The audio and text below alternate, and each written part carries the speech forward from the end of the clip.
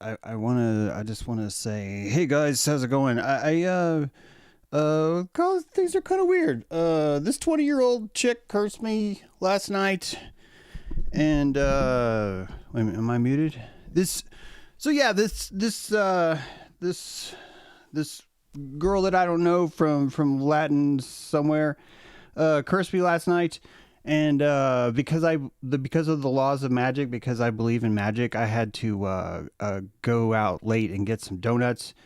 I ate those donuts, and then like 3-4 hours later, I wake up. My stomach's like, dude, you just ate a bunch of donuts, and I'm like, I know. And then I didn't feel good, and then I went outside. And when I went outside, I purged all the curse. The curse purged, and that means I expelled some things through my mouth. I expelled some things, and it was the clearest night. It gave me a kind of clarity that just it's so zen. It was so zen. I could hear a skunk. At 1 o'clock, he was sniffing around the trash can. I was able to track him, even though I can't really see very well at night. And I realized that, wow, I got to eat donuts, and I got to purge, and I got to see these stars, and I get to feel so alive, and you feel so alive, and all because I didn't try and stomach that in and say, no, I don't believe in curses. I fucking believe in curses. I do. And way to go. The Bruja? Yeah, I think it's Bruja. Someone taught me that word yesterday. The Bruja came, and I accepted it. And I used the power of fucking donuts. I fucking donutted that thing. You know why? Because I'm a Taurus. And a Taurus knows how to do things. So I'm going to try the intro again, because there's still a lot of like electrical things that I want to see. But we're going to try and do an intro, because I hear the heater on. I need to turn that off and run a little bit late. But I hope you guys are up for, I know that normally you're used to a very high caliber professional show. I know that. And let's see if we can maintain that, okay? So yeah. Hello everyone, welcome to the show. We'll see you in just a few minutes, okay? Squiggle, squiggle, squiggle.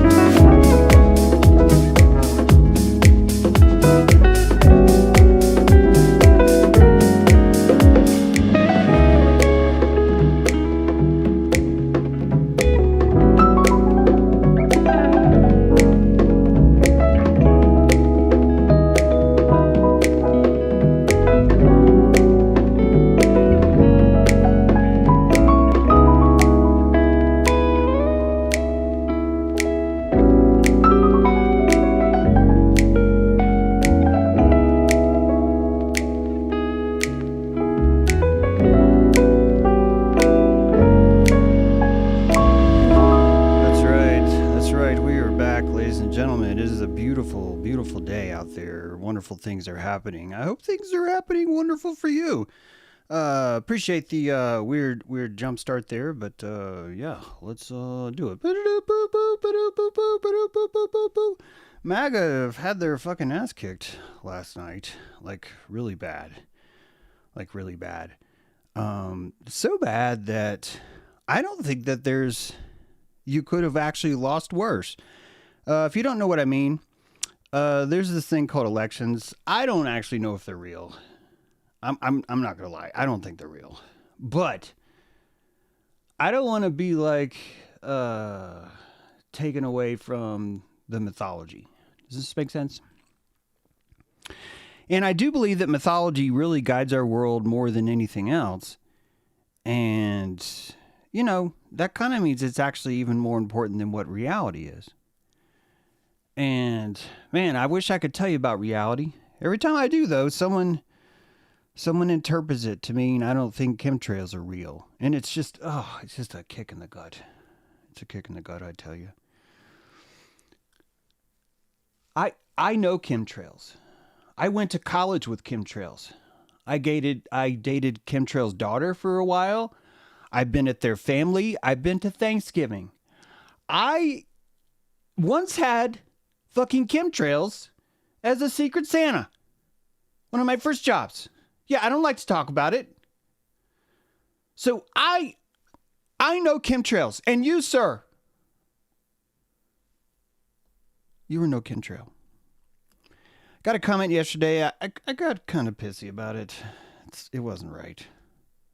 I want comments so bad. It's like, oh, give me your comments. And then when you give me a comment, I always like to comment, but then usually where I throw a little hissy fit is when I watch how you quickly tell the rest of the audience what I believe. And it's just such a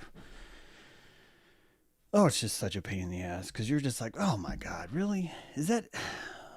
Is this, you feel like a teacher. You're just like, is this all you're going to get out of this? Is this it? California, Virginia, New York, New Jersey, Pennsylvania all suffered massive losses yesterday in this election.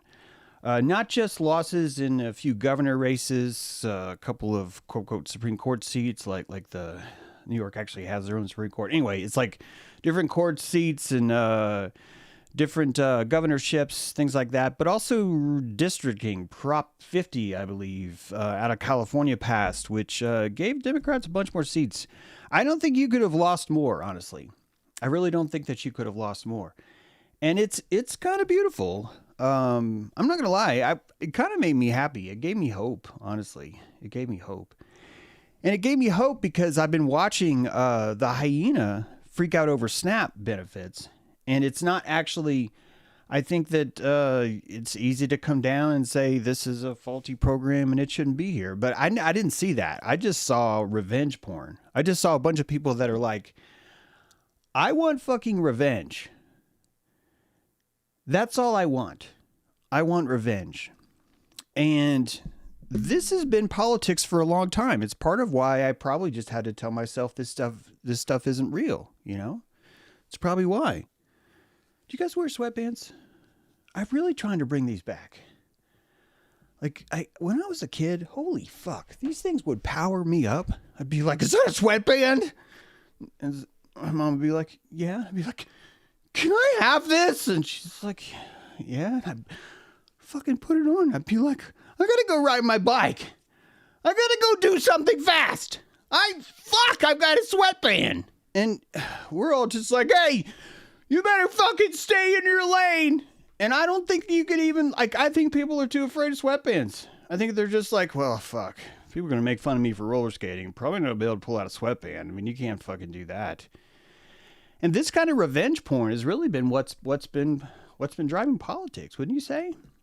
Wouldn't you say that most of the people that are angry about what's happening right now are just simply mad about the war on imagination? That they're angry that they've lost the war on imagination.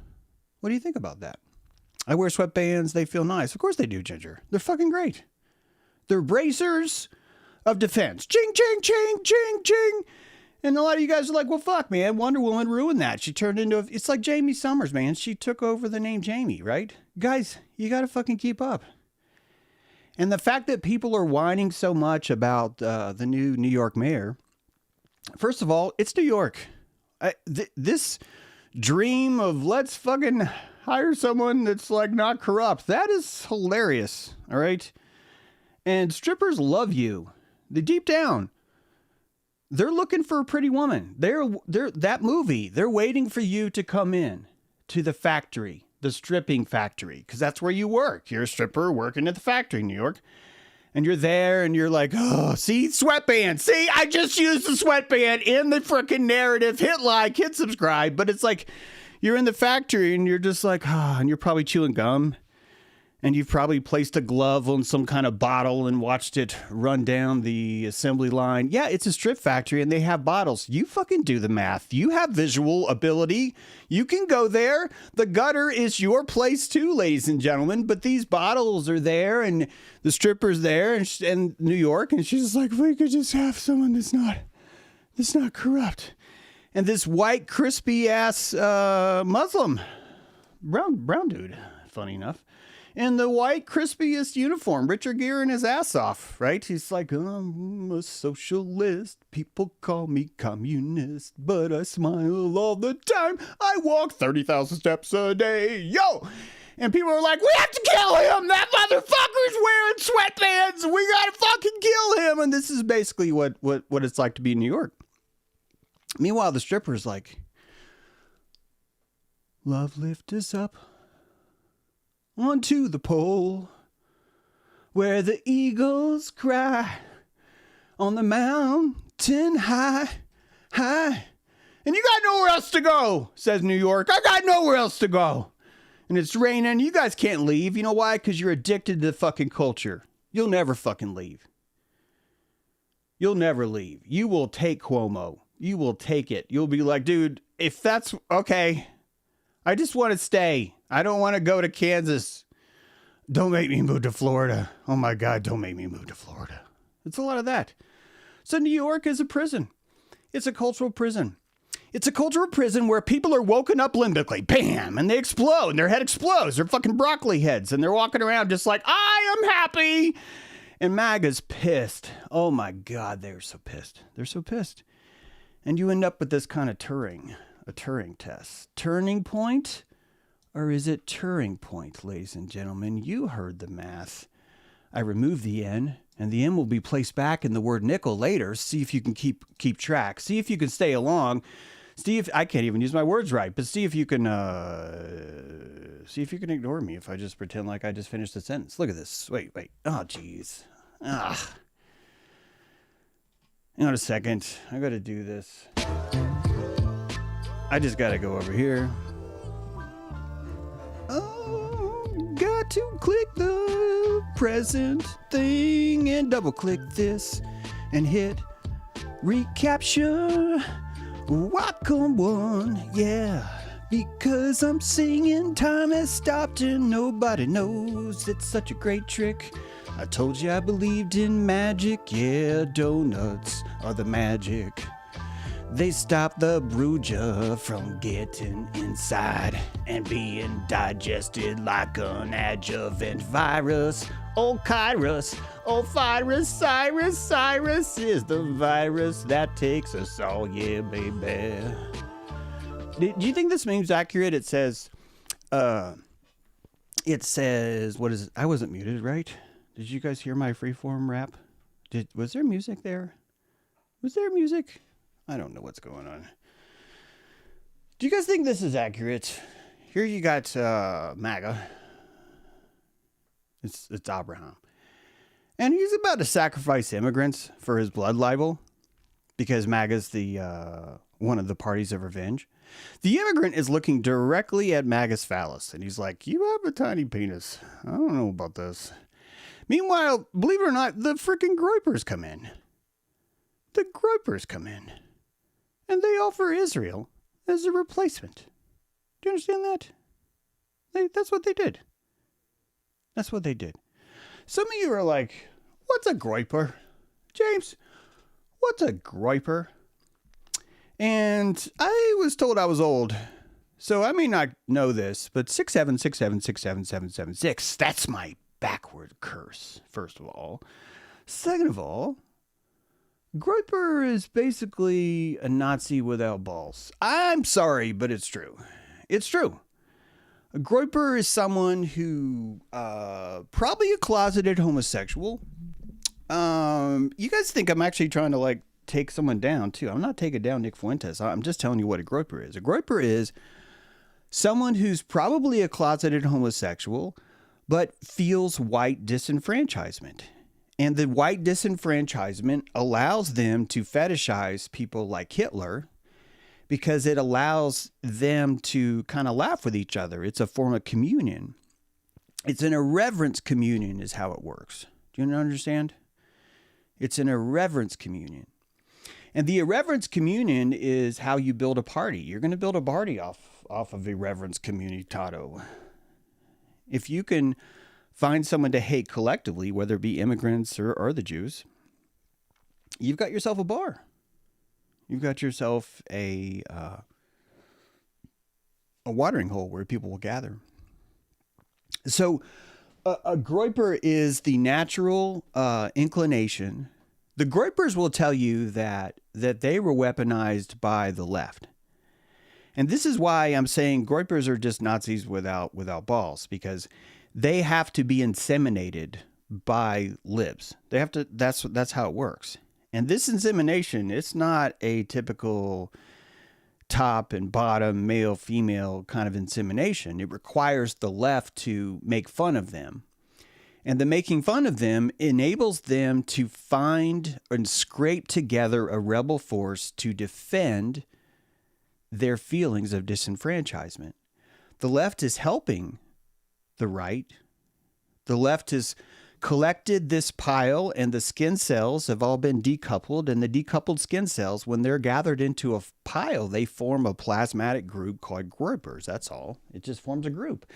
And the group's going to have the most intelligent among them as their speaker. And Nick Fuentes is very intelligent. And he's able to guide this sense of disenfranchisement just like Hitler did.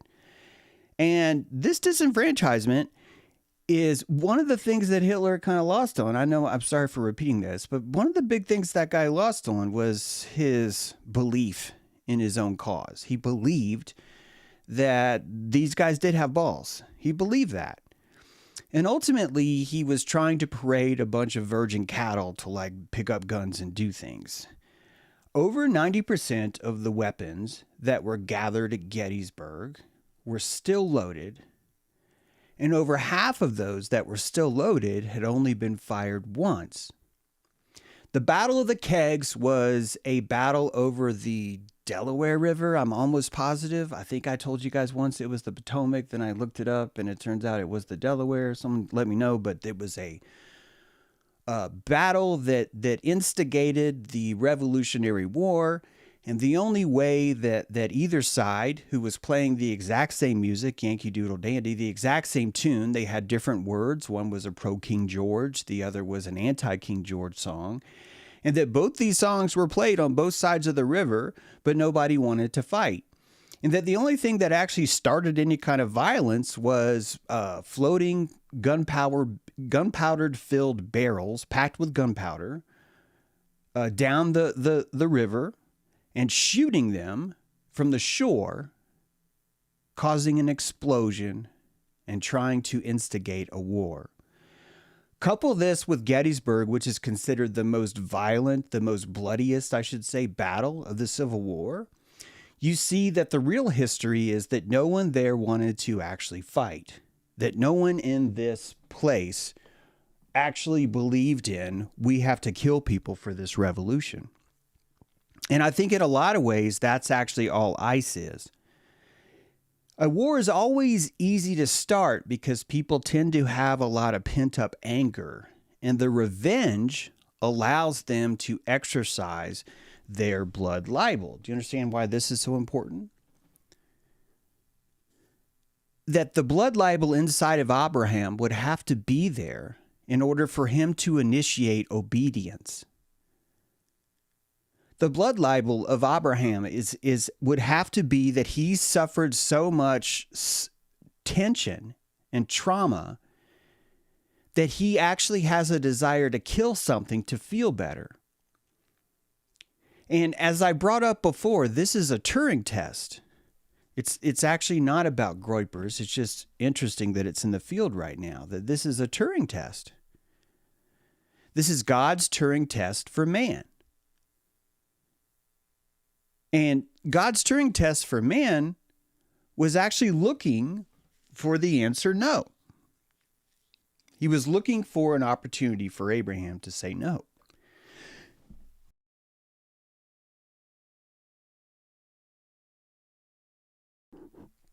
Hang on a second, I just sneezed. I just sneezed on the controller board. Bruja is strong, yeah, but I feel alive. I'm also drinking coffee. That's right, guys.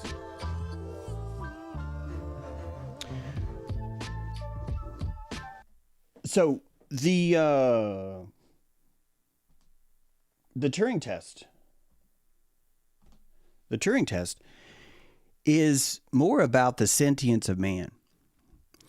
And I want you to imagine that you are God and that you are looking for a Turing test in us. But you're God, you got a lot to do. You've got a really big universe out there. There's lots of different alternatives for things you can do. There's lots to look at. There's the Pillars of Orion. There's the sun. The sun's a crucible, by the way. We can talk about that later. But you got a lot to do. And you are growing a chia pet. And chia pet on Gaia. And the chia pet, you're looking for certain things that would show themselves. And when these things show themselves, you would start to either feel like your culture was taking off, like the thing that you planted was starting to take off. And when it starts to take off in some kind of way, you would be able to see some kind of sign, some kind of proof that that was happening. And I think that this Turing test is above us as much as it's below us. And that if you were to consider when civilization might be ready, when it might be capable and sustainable for some kind of life, you would look for certain signs of intelligence. And one of the things that you would be able to spot, if you were listening to all the vibrations of Earth, which would be pretty easy, we can do that as humans now. We can listen to the vibrations of other planets. It's a little bit harder to hear ourselves, but we still have a sound. We have 4 different frequencies, some of us will argue. I would imply that it's actually polyphonic, so sadly that 4 becomes 4 times 12, then times 16. It's a lot of notes. But that if you were waiting for a certain event, if you did not want to spoil, if you had bread rising in the oven and you were looking for a certain sign to tell you whether or not it was done, you might look at the nickel or aluminum currency or signature of the earth. Nickel and aluminum have this quality to them where they corrode in the presence of, I believe it's oxygen. Could be wrong on that, but I think it's oxygen. It tends to spoil this. Actually, nickel, I think it's iron. And that aluminum is oxygen and nickel is iron. Someone tell me what an idiot I am. But that both these things are corrosible in our environment because of what's in our environment. And that if you were to start to see a bunch of nickel on the surface of, say, coins or cars, or even the plastic emblems, believe it or not, the plastic emblem that tells you this is a Toyota. Sometimes you may notice that those things look shiny, like they're made out of gold. And then if you hold one, you realize it's flimsy and it's made out of plastic. But it sure does look like gold. And the only reason why it's able to look like gold is because someone was able to refine nickel, preserve it long enough to outline the surface of a piece of plastic. And that once the nickel is on top of that plastic, you basically plated the plastic in nickel. And since it's plated in nickel, now you can plate it in gold or silver or something else. So it's sort of like a conduit for plating. Very important. It's acting as a bridge between a non-metallic surface and a metallic surface. And if you were doing a Turing test on this planet, you might start to notice when a high degree of nickel started to display itself on the planet. Clean, refined nickel. It would tell you the bread is rising. It would tell you that the bread is somehow ready. And I love this idea because culture itself would have all kinds of Turing tests, wouldn't it? And not only culture, but even interstellar inputs. You could then track to the progress of the planet. If you were wanting to add a dash of salt to the bread of Gaia, you might send something that maybe would look like a comet. And that this traveler wandering through space could in fact season the Earth or the path that the Earth would go through. This would be the dash of salt, would it not?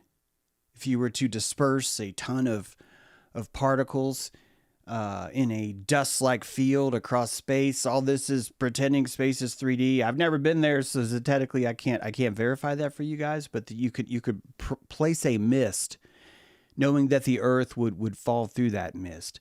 And that mist would be salted by that very substance. So the production of nickel from 1900 until 2020 has more than doubled. And this production would clearly be a sign of some sort of intelligent life that's using this nickel. And not only that, you'd be able to watch the nickel particles as they pass through. All the currency of the Earth would be able to be seen through a sort of electron spectroscopy microscope. I'm trying to use as many fancy words as I can tell you about how this microscope would work, but it's a dankoscope is what it is. It's a fucking dankoscope.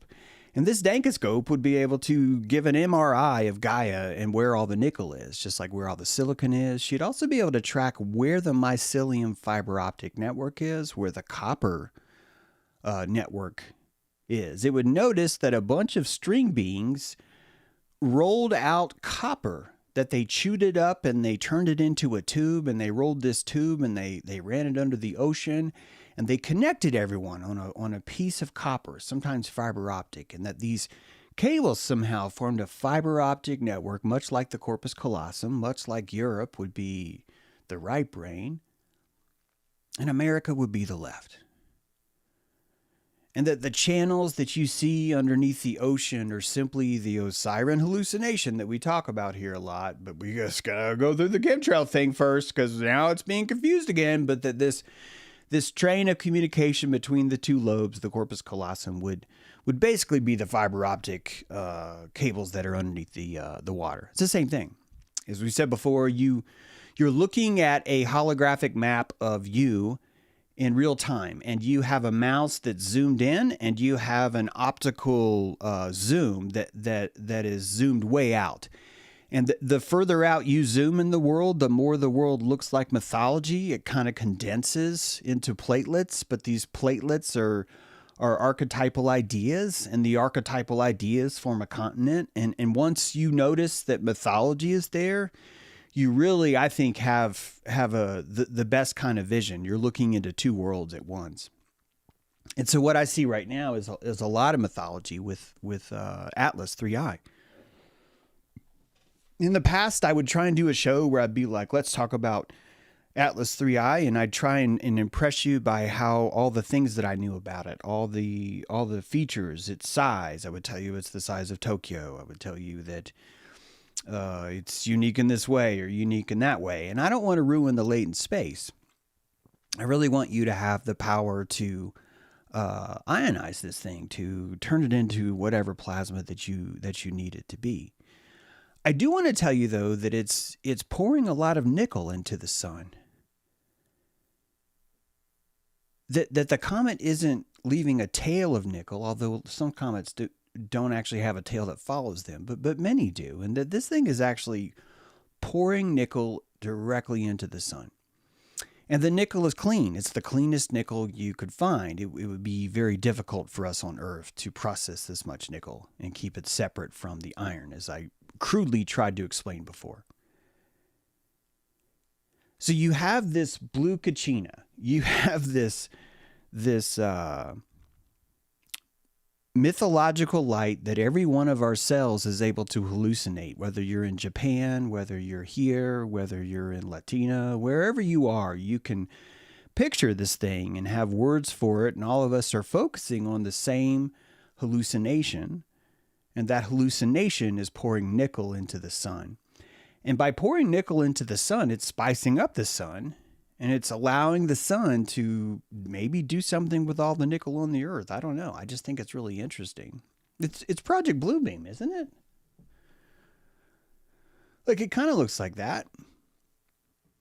And I wish I could have more fun with you guys with the whole 1014 thing that on October 14th, the Economist put out this thing about a comet, and then all these children were trapped in these stars, and the light from the stars was triggering all these events. And typically a comet is like an apocalyptic kind of a thing.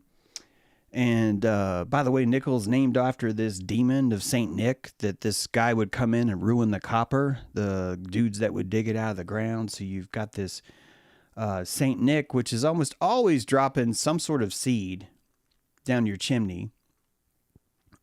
The gutter's there, guys. You can go there if you want. I think you should, because ultimately, if you want to understand mythology, you're going to have to come down to the Mulat Hara and spend some time in the basement. Just be like, all right, what's going on down here? And it's just, that's how it works. It's fine. So this Turing test, it would work in politics, wouldn't it? And as I showed you yesterday, pretty rude tweet from Donald Trump saying, if Zoran Mamdani wins the election, I will cut off all funds for them. That's a Turing test, isn't it? Like, if you were an alien life form and you were wondering if you should interact with these people, Donald Trump would be one of those Turing tests, because it would be a reflection of who the people want to lead. It could be positive. It could be that they're like, oh, we've been waiting for the trumpets to come. I mean, that's fine. I don't need this rapture to look a certain way. I would imagine it's going to be pretty haphazard by design, and I think that's important. I think it helps us all. This is why yesterday I maybe caused some flack when I was discussing Rasputin. I was trying to convey to you guys that Sabbatai Zevi, the reason why 2 million Jews converted into his religion, and the reason why the Jews don't claim him, they'll say he doesn't even exist, is because he was a Christian. Sabbatai Zevi was a Christian, but he was a certain kind of Christian. His Christianity was Rasputin. His Christianity was, this is the closest picture I think you're ever going to find to the real Jesus, ladies and gentlemen. The real Jesus, Rasputin.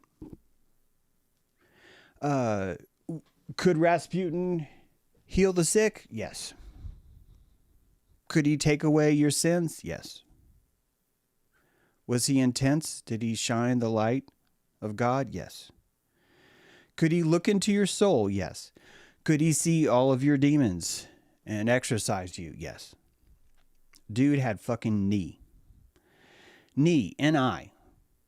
Knee is this word. I like Malamu personally, but it's the same word. Actually, they're a little bit different. But knee is the intimidating force of charisma when you're in its presence. And Jesus had charisma, and Rasputin did too. And this is the real Christianity.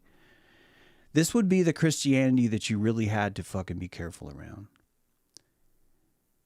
This was all the Jewish rebellion placed on the body instead of the state.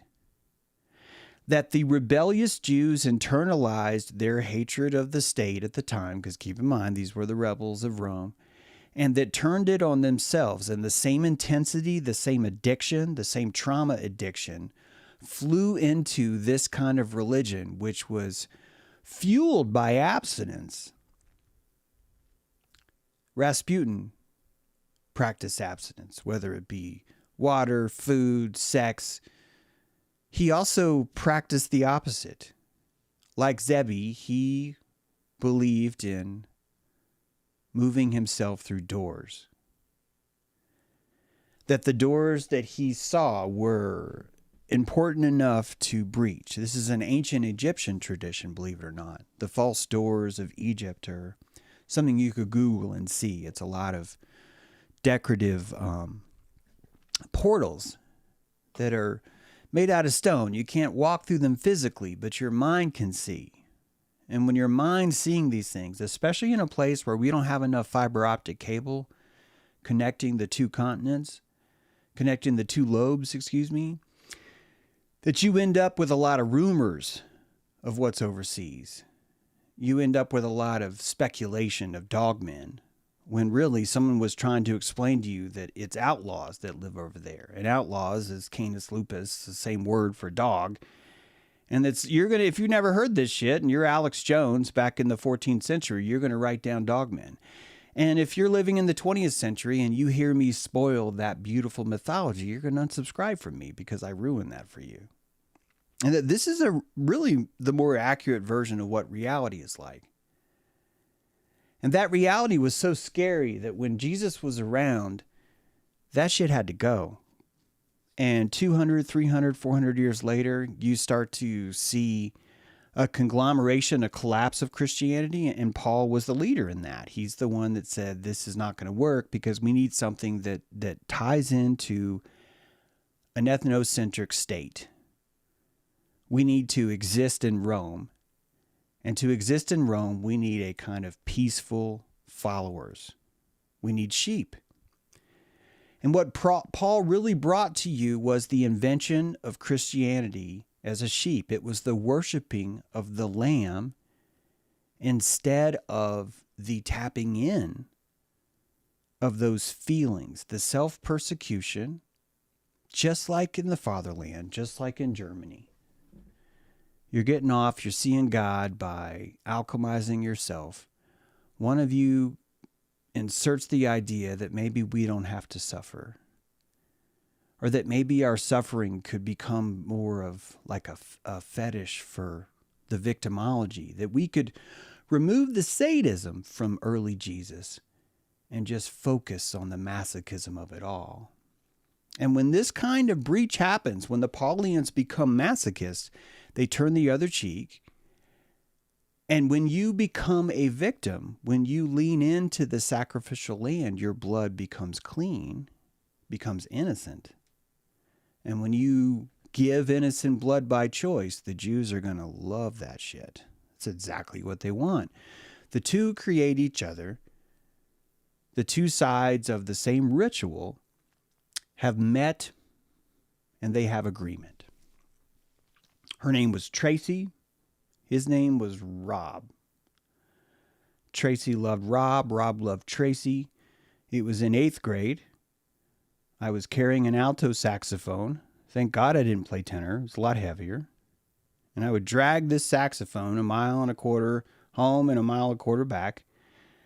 And I was always experimenting with different ropes to tie it around myself, to place it on my back. This was before the days of gig bags. And I shouldn't have had a gig bag. That wouldn't have worked. And so my biggest issue that I faced, the biggest monster I faced, was this fucking alto saxophone that I dragged everywhere. And I never played it. I didn't play it because, honestly, I kind of got sick of dragging it around everywhere. Tried to suggest that we should have 2 alto saxophones, but apparently that's wasteful. Apparently that's just a horrible idea. And so in the middle of this alto saxophone thing I've got going on, a girl came out. Her name was Tracy, and she had a lot of mascara on. I'd never seen that. I was pretty impressed. Mascara, if you want to impress a 12-year-old or an 8th grader, I'm not sure how old I was, but I was in 8th grade. If you want to impress an 8th grader, you just fucking put some mascara on your eyes, ladies. If you do that, they're just like, oh my God, this is amazing. Oh God, that's all it takes. It's like old magic, ancient J.D. Vance magic. And this Tracy came out, and I can't remember exactly how that went, but basically she conveyed the idea that she was trapped, that she was inside a tower, and that an evil dragon was inside, and the dragon was hurting her. and that I was her only hope. And so, I pulled out the saxophone, fucking played some jazz, and killed that fucking dragon with jazz. It's like kind of like The Devil Went Down to Georgia, but with a saxophone and an 8th grader. And that didn't happen. That's what I was thinking. Hey, is this why I have the saxophone? Is this part of it? Am I supposed to use the sacred reed of this saxophone and play a song that tames the dragon? I believe the idea that she was a victim. And by believing the idea she was a victim, I became fully invested in how evil Robbie must be. And all the psychic hate that I threw at Robbie was me cursing him. Even though I didn't know him. It's what we do. We fucking brujas, all of us, right? Bruja to the hoo-ha. It's a lot of magic going around. So I'm casting evil eyes at him, thinking that he's the instigator of all this. At night, I'm drawing plans on fucking graph paper, And I'm just like, I'm gonna have to find an island, and maybe there's treasure there, and I don't have a boat, but I think I know where I can find a canoe, and we'll get the canoe, and we'll go get Tracy. I know that mascara is not supposed to get wet. I need to really be careful. Need to bring some towels, because why would you not bring towels? And I'm going to rescue her, and I'm going to save the world, and it's going to be great. And all my saxophone problems were gone. I wasn't worried at all about that. And every day that I walk past Tracy's house, I become extremely dilated. I was hungry like the wolf, man. Her name was Rio, and she was dancing on the sand. And when I would walk past that house, I would feel the energetic charge of the gravity of that place, even if they weren't home. And I would walk slow. Sometimes I would walk a couple times by, because I was in the orbit. And not only was I in the orbit, I was completely addicted to the event. And early Christianity was this. Early Christianity was about who had the most knee in Rome. Who had the most nickel in their aura. Who was exuding so much confidence, so much malamu that they glowed on the street. And when you ask these people, how'd you do that? John the Baptist says, I can show you how. And the Pied Piper of that kind of adrenaline would bring you down to the river and show you that place. And after that magic starts to spread, you have a bunch of goipers in Rome. You have an angry mob that's really lit up by this magic that they bring. And as soon as you have that mob, the peer pressure of Rome, believe it or not, penetrates that unit so rapidly that it dissolves. And that people that you thought were full of knee were so fucking lit, began to cave. If anyone knows Rasputin, you know this fucker did not cave. But when you're surrounded in Rome, and they're already calling you donkey heads, when they're already calling you, when they're feminizing you because you're abstaining, that you are practicing this new kind of religion of abstention, and everyone's making fun of you because you're not worshiping fertility. You get to really see what's happening right now. Like everything that's happening in the field right now makes a lot more sense. Did I? Okay. I want to make sure we're still online. I'm getting some weird things there. Hey, let me know if this still, let me see.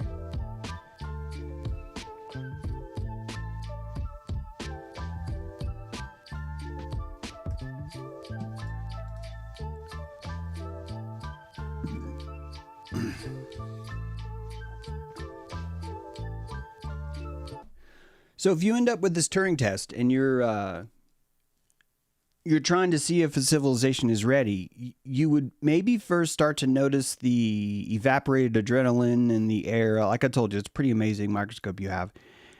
You'd see that the first versions of Christ fell, that time itself switched, and you started to count forward instead of backwards because a polarity actually switched, some sort of polarity, and that The worship of Priapus was inverted, and so we switched from BC to AD. And this BC is the ball and cock, and the AD is the absence of dick. And I'm not trying to be vulgar. I just want you to see how, if you flip the Muladhara, if you flip that root chakra on its head, everything in the world is going to have to be different. And the second that everything in the world has to be different, then everyone's morals have to change. And as soon as everyone's morals have to change, you really get to see who people are. You're turning the ants over, and you're watching the way they behave. And in a way, that's what's happening now, that we get to have all these Turing tests where we're watching how people behave. I've showed you that Donald Trump acts like a child to the idea of people voting against him and his agenda. But Mayor Cuomo, that dude's fucking right on. He's lit. He gave a really nice, clean concession speech. And I don't like that guy. I didn't like what he did during COVID-19. And watching people insist this is our candidate and how dare you not stick with this plan is exactly this Turing test right now. And America is supposed to fail. There's supposed to be a bunch of us wandering around really wanting to kill something, really wanting something to suffer, really wanting something to justify all the suffering that we brought before. This is at the heart of like baptism. The first baptism was blood, right? It was this baptism of I do to you what you do to me, an eye for an eye. And now you have 3 eyes. Now the 3-eye comet is coming because the third eye is open. And wouldn't that be congruent with the white sun? Wouldn't everything that you're watching happen right now be that? And when I struggle through Twitter and I hear things like America First, I realize we're not actually there yet, because what people are calling the America First is still Zionism. Both these guys want war. Both these guys think only white guys should exist. One of them has, not only do you have to be a white guy, but you have to be fucking Jewish. Both of them feel that there is an intrinsic duty to go out and kill other people. Both these guys really have no issue at all with what's happening in Gaza. None of these are America First, but this is the closest attempt we can come to looking at these things. On the left, I've told you, in my opinion, what America First would look like. That if the Ubermensch of man was to truly wake up, it would look like this. It would look like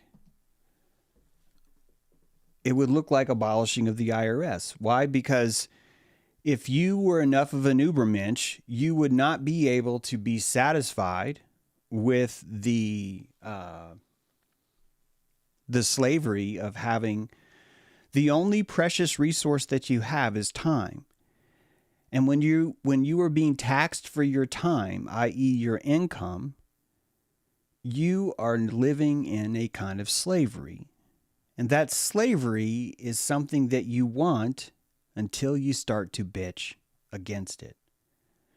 So for the turtle herself, for America First to rise itself, I really do think you would have to see someone pulling for the abolishment of the IRS. Neither of these guys want that.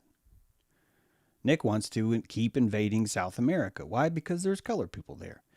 Ben wants to keep invading South America because all those fucking countries hate Israel. Neither of those are American First.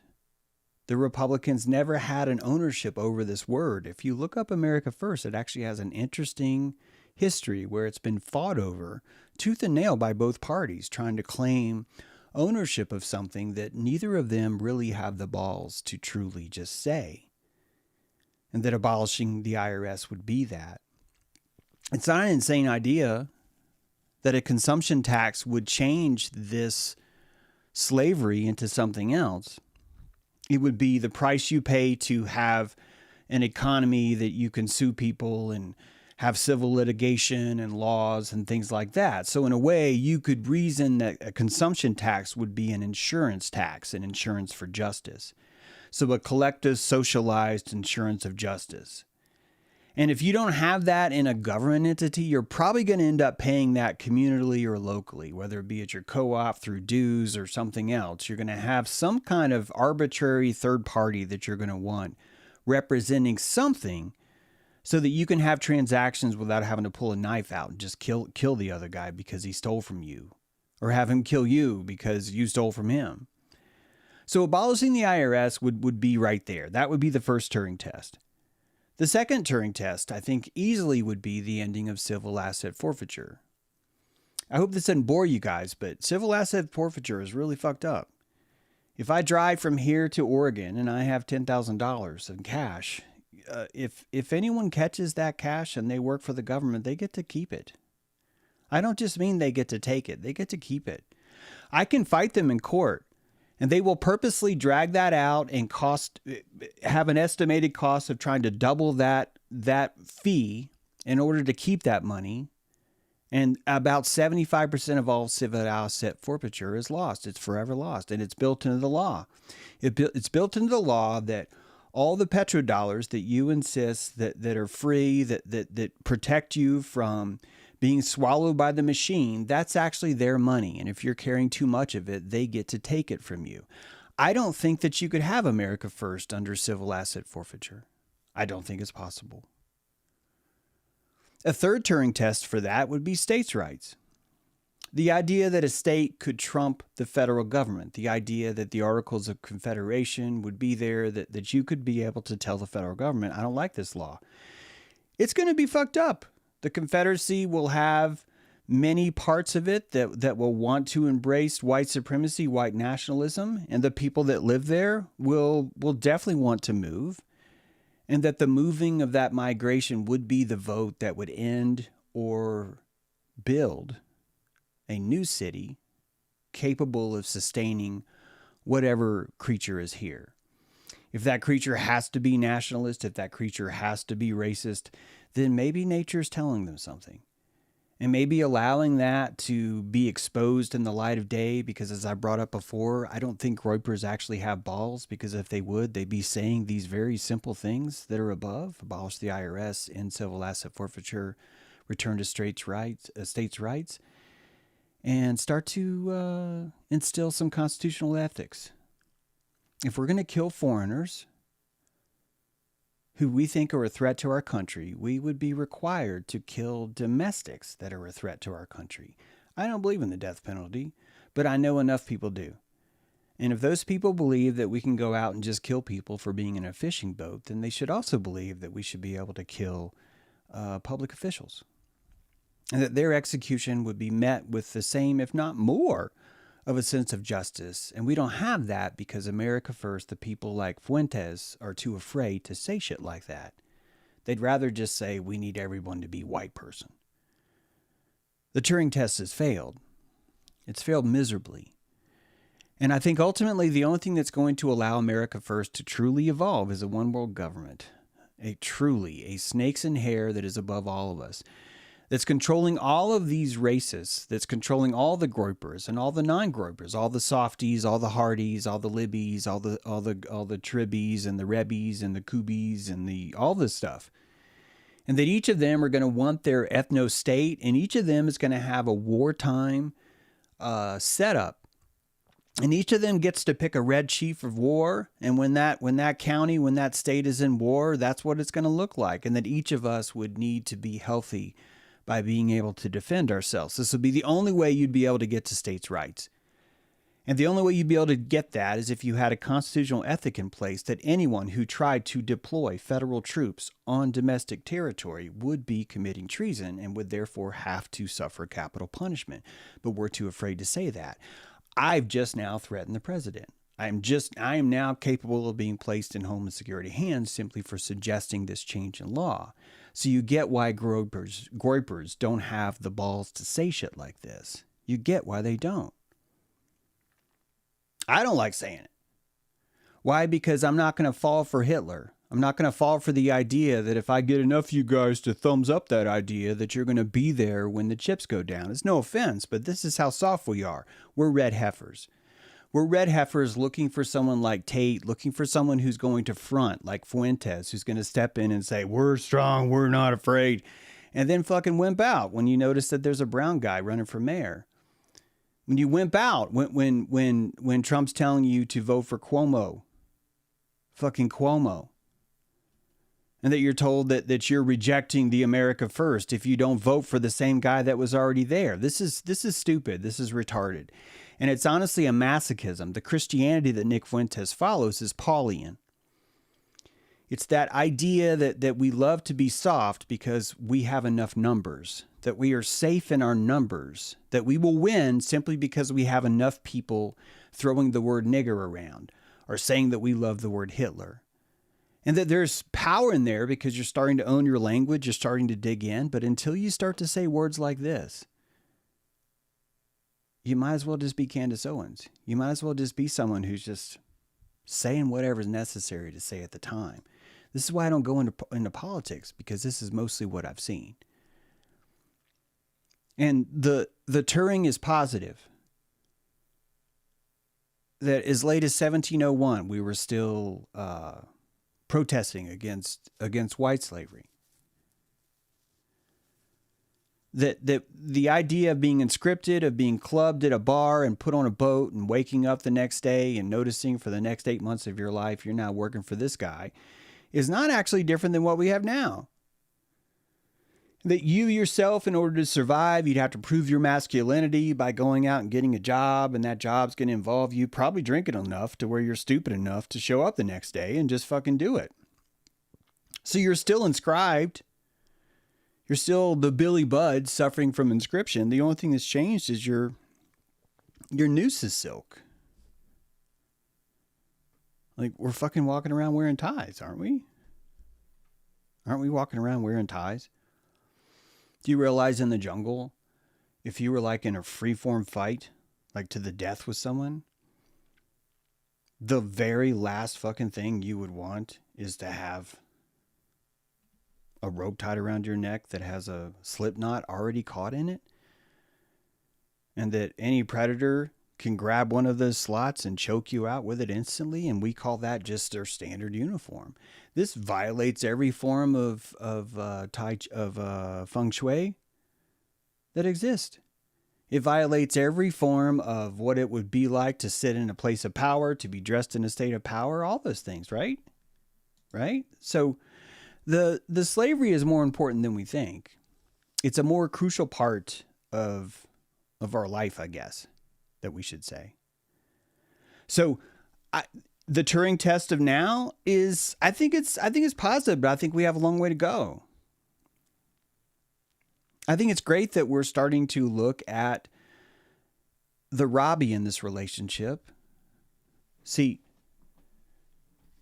Robbie is Israel. It's the math checks out. Tracy loves Robbie more because she gets to fantasize about her life being in his hands. And Robbie gets to love Tracy more because she's going to bring in alto saxophone players from the street that are going to try and fucking defend her. And he's never going to know what she's going to pull next. He doesn't know what she's thinking, how bruja she's going to go overnight, what kind of shit posting she's going to do. And that makes him feel alive too. It's a codependent relationship. And that codependent relationship requires either immigrants or Israel or someone to take the blame that's what's necessary. That's how the relationship works.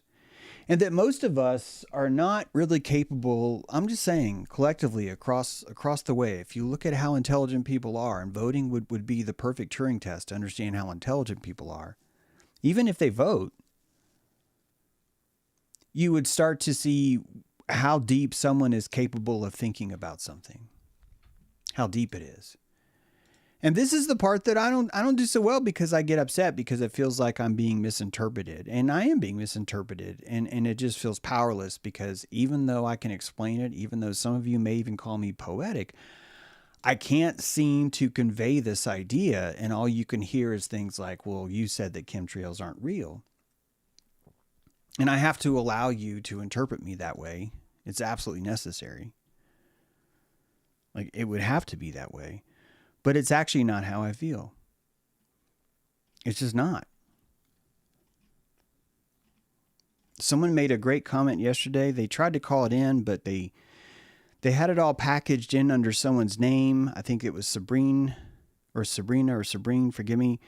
And that Sabrina Wallace, here it is. I perked up when a caller mentioned Sabrina Wallace, but I think the question went over your head because it was worded very specific and sounded vague.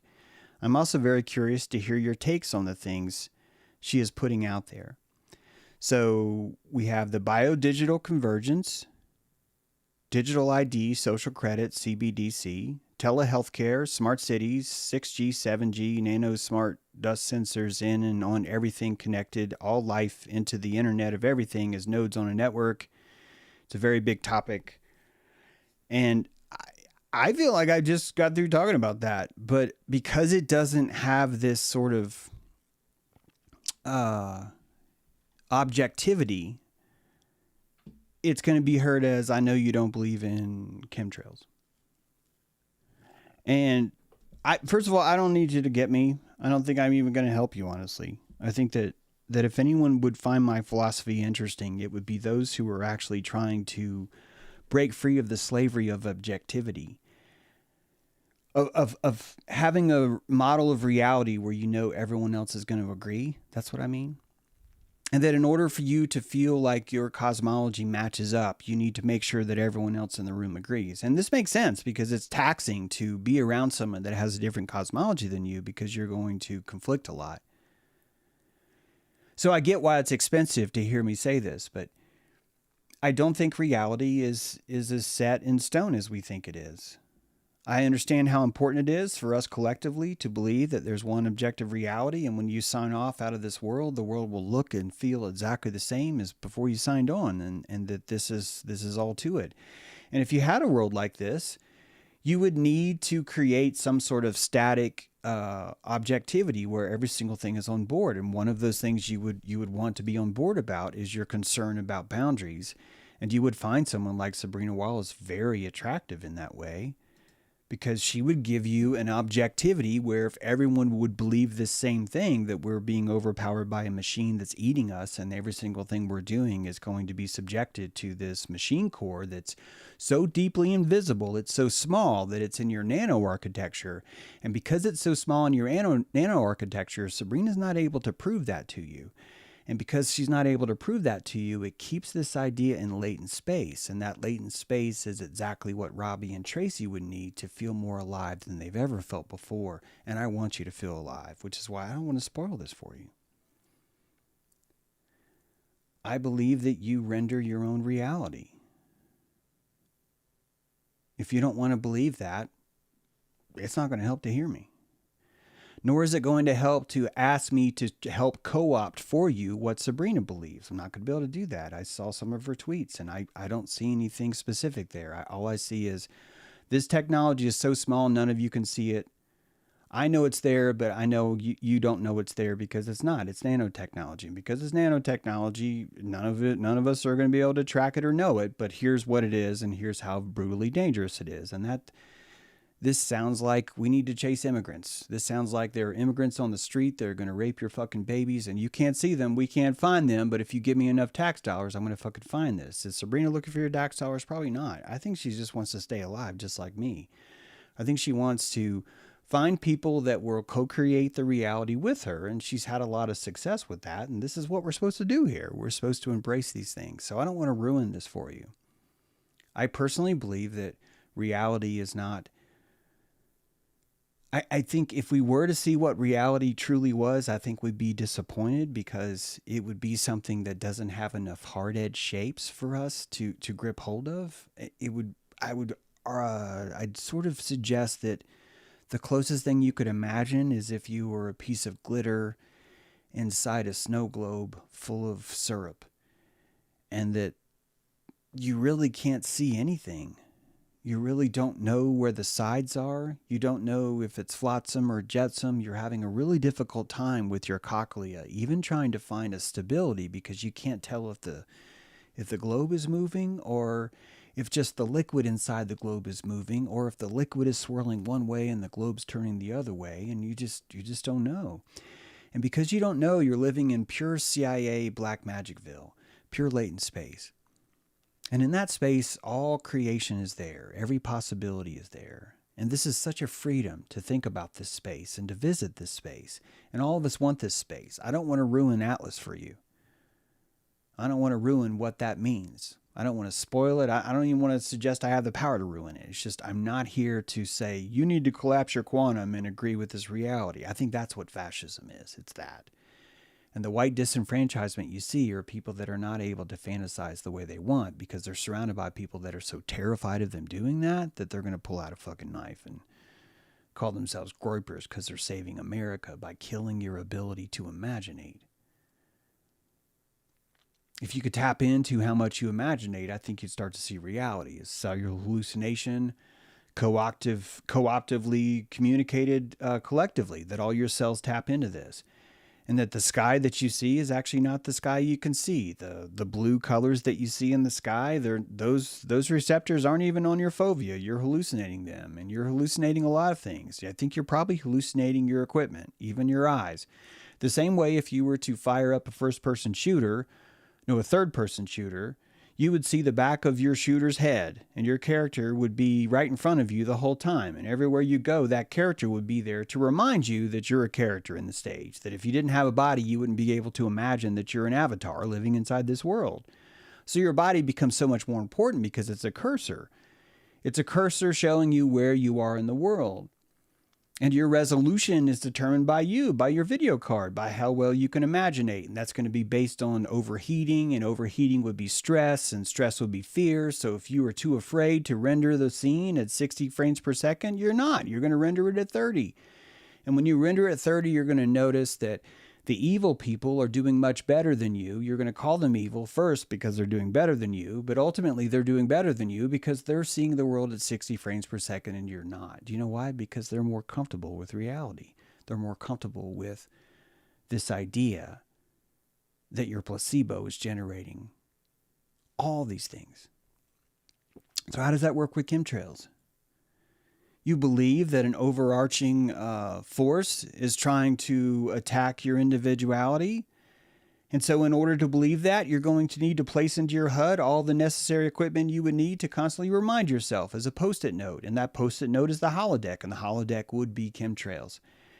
You want to say that those are fake, then it means that you're saying every single thing that you experience is fake. And if you want to be there, then you just look into Mayaism. That's all. You just need to consider that you're living in Maya. And guess what? Now you're a fucking Hindu. Oh, how'd that happen? It just happens, man.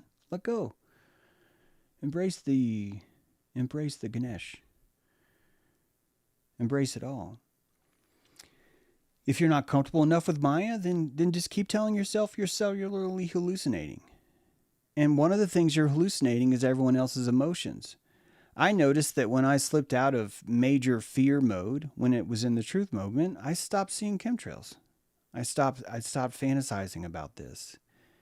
And fantasize is one of the most powerful words you hear. But I get you're not going to be able to hear this. You're just going to say, well, I heard you yesterday explain that chemtrails aren't real. And it's like, no.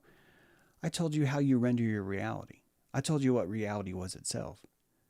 And that it would be absolutely necessary for you to render things that you think are important, that you think make you nervous. That would be absolutely crucial to you. The truth is that if you wanted to poison a collective, chemtrails would be the last way you do it.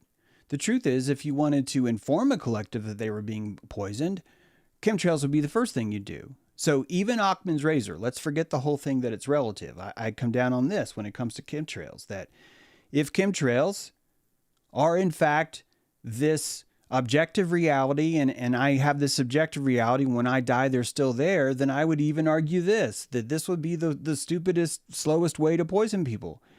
But if you were trying to inform people that they were being poisoned, this is like great. Skywriting is the oldest form of advertising in the world. It's cheap.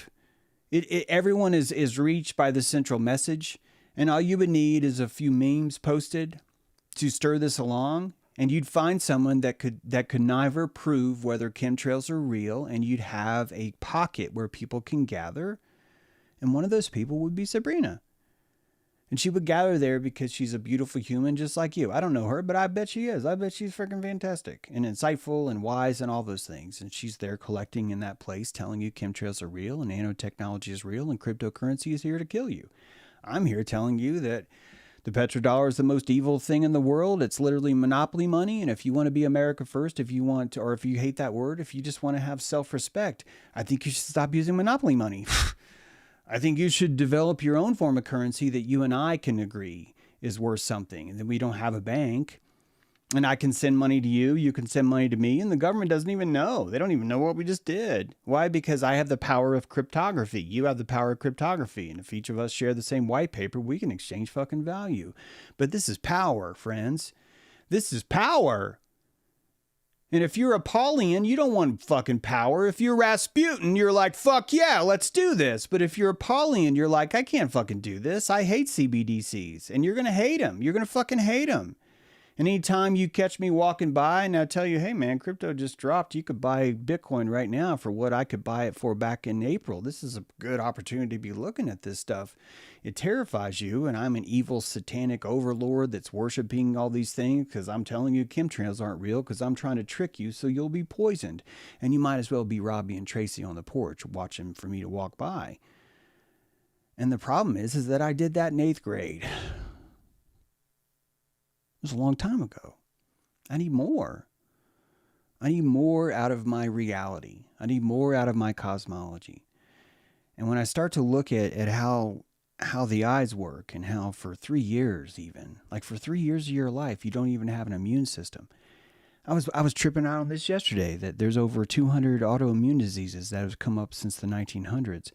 And a scared of me would tell you it's because autism is a plant by vaccines by the evil overlords that are trying to kill us through nanotechnology. That's a very valid place to be. I would argue that maybe Sabrina's probably there. I don't know for sure, but I would argue that's maybe she may end up there. Stay there, guys. Go there. I've been there. It's a great place to camp, really. You got water, you got a cliff, great fires at night, a lot of camaraderie, a lot of we're in this together. It's a really awesome place to meet people. Then you start to meet people with autism, like all the time. You start to notice how gifted they are in certain areas, how fucked up they are in other areas, how completely incapacitated they are in some areas. Then you start to look at autoimmune disease and you're like, is our immune system breaking down? But then if you know that baby doesn't develop their immune system until 2 years, then you start to realize, wait a minute. The immune system is a function of living in a world that is hostile. And if culture develops enough of a colony where it's able to stabilize, meaning that the fertility mode of who we are is able to no longer be the primary focus, and that all the zits that you went through when you went through puberty aren't necessarily your destiny. And that this sacrifice that people had to make by taking all the zits and growing the memories and going bald with testosterone or all the other things that are a function of fertility, that those things were temporary in order for the colony to develop. And I'm like fucking talking sacrilege right now, aren't I? Like you could not get more anti-tradition in this idea, anti-family. But see, I just see a fertility cult. I see the same fertility cult Rasputin and Jesus were like, guys, there's more to life than just fucking. And the Paulians were like, no. We're going to make a cult around this. We're going to make a cult around this. And Jesus, if you don't start getting it on, we're going to have to fucking kill you. We're going to change the entire story. And they did. They did. And if you take away the Messiah from the Jews and they still want a Messiah, then Sabotage Zevi's going to come. He's going to tell you I'm the Messiah. Actually, Jacob Frank's going to tell everybody he's the Messiah. And the 2 million people that are going to believe that are no longer Jews anymore. You know why? Because they got off the bus. Because they were like, we couldn't hold this. We couldn't hold it too much. The blue balls is too much. It hurts too much. So you end up collapsing. First Jesus, Rasputin, those guys didn't collapse. Paul, massive collapse. Massive collapse. the Christian nationalists, massive fucking collapse. You're basically just falling back into the hands of Rome, a pagan cult, worships pedophilia. But you're going to call yourself a Christian nationalist. You're going to call yourself that because you're trying to feel better. And that tradition that all the truthers are telling you, you have to fucking be a traditional Christian. Those dumbasses are preaching polyism to you.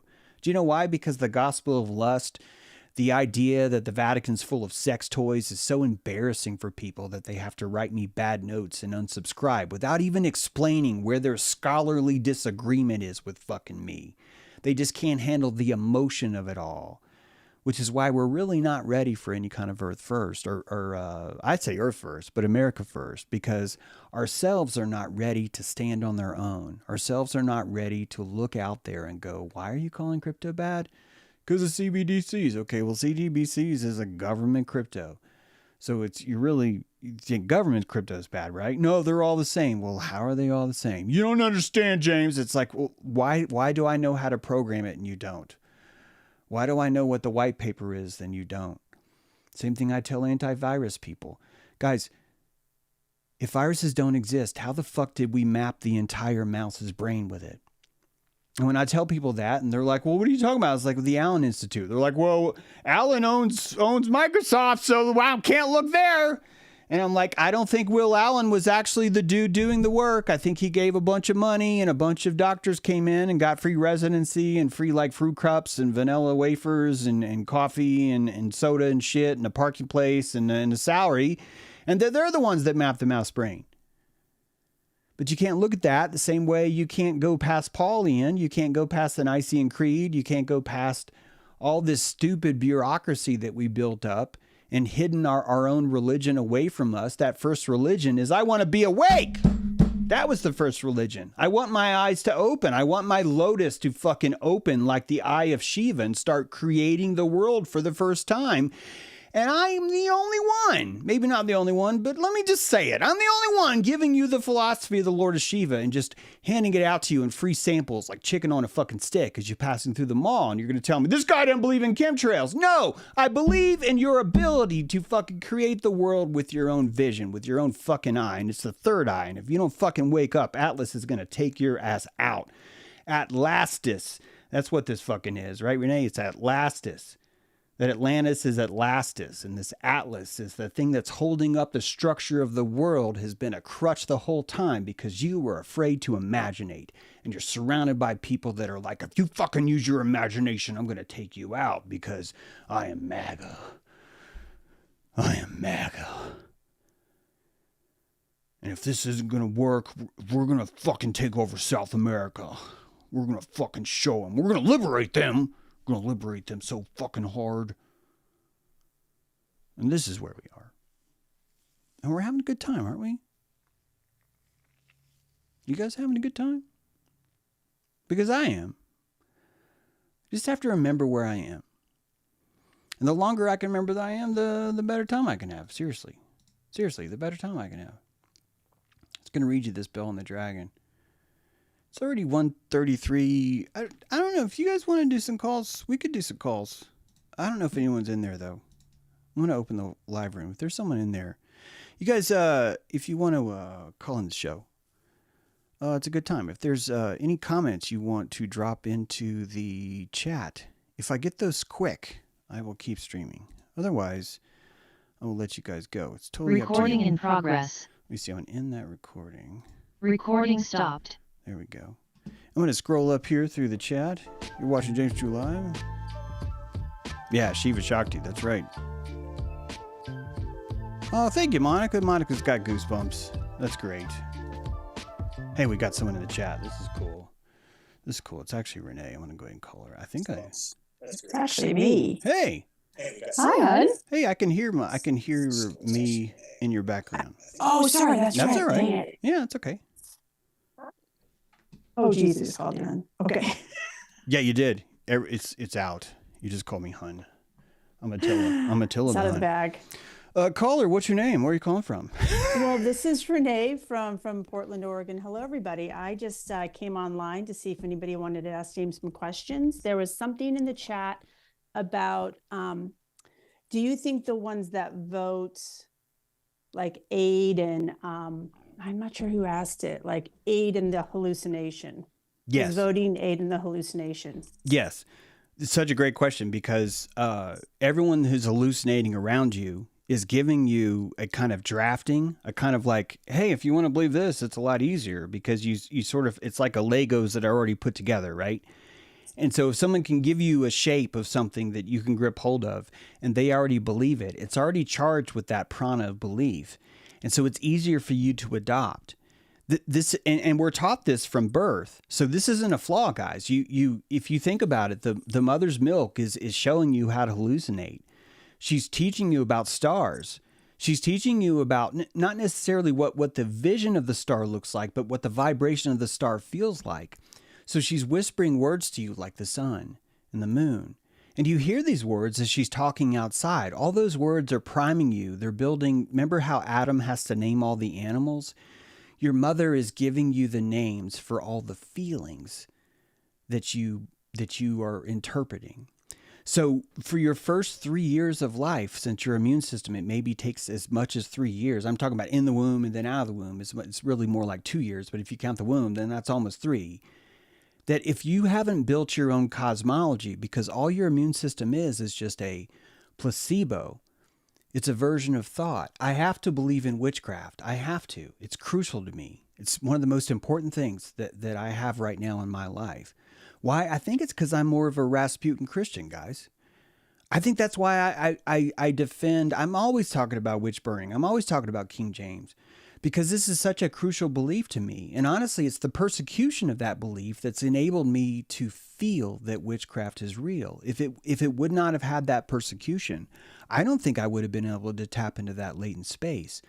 So collectively, everyone around you is shaping your belief simply by making it easier to channel through them and accept this one piece of furniture. Some of you maybe have never read into Rasputin, and so you've been primed by me. I've given you a few key shapes, right? Here's a sharp point, here's a dull point, and all these is the conceptual idea of Rasputin. You now get to walk out with that and take it with you, change it into something else, all that stuff. So it really ends up being a collective hallucination. However, if you are willing to forge the calories, this is what a real visionary would be, you can carve out your own hallucination and set that in stone too. You got something, Renee?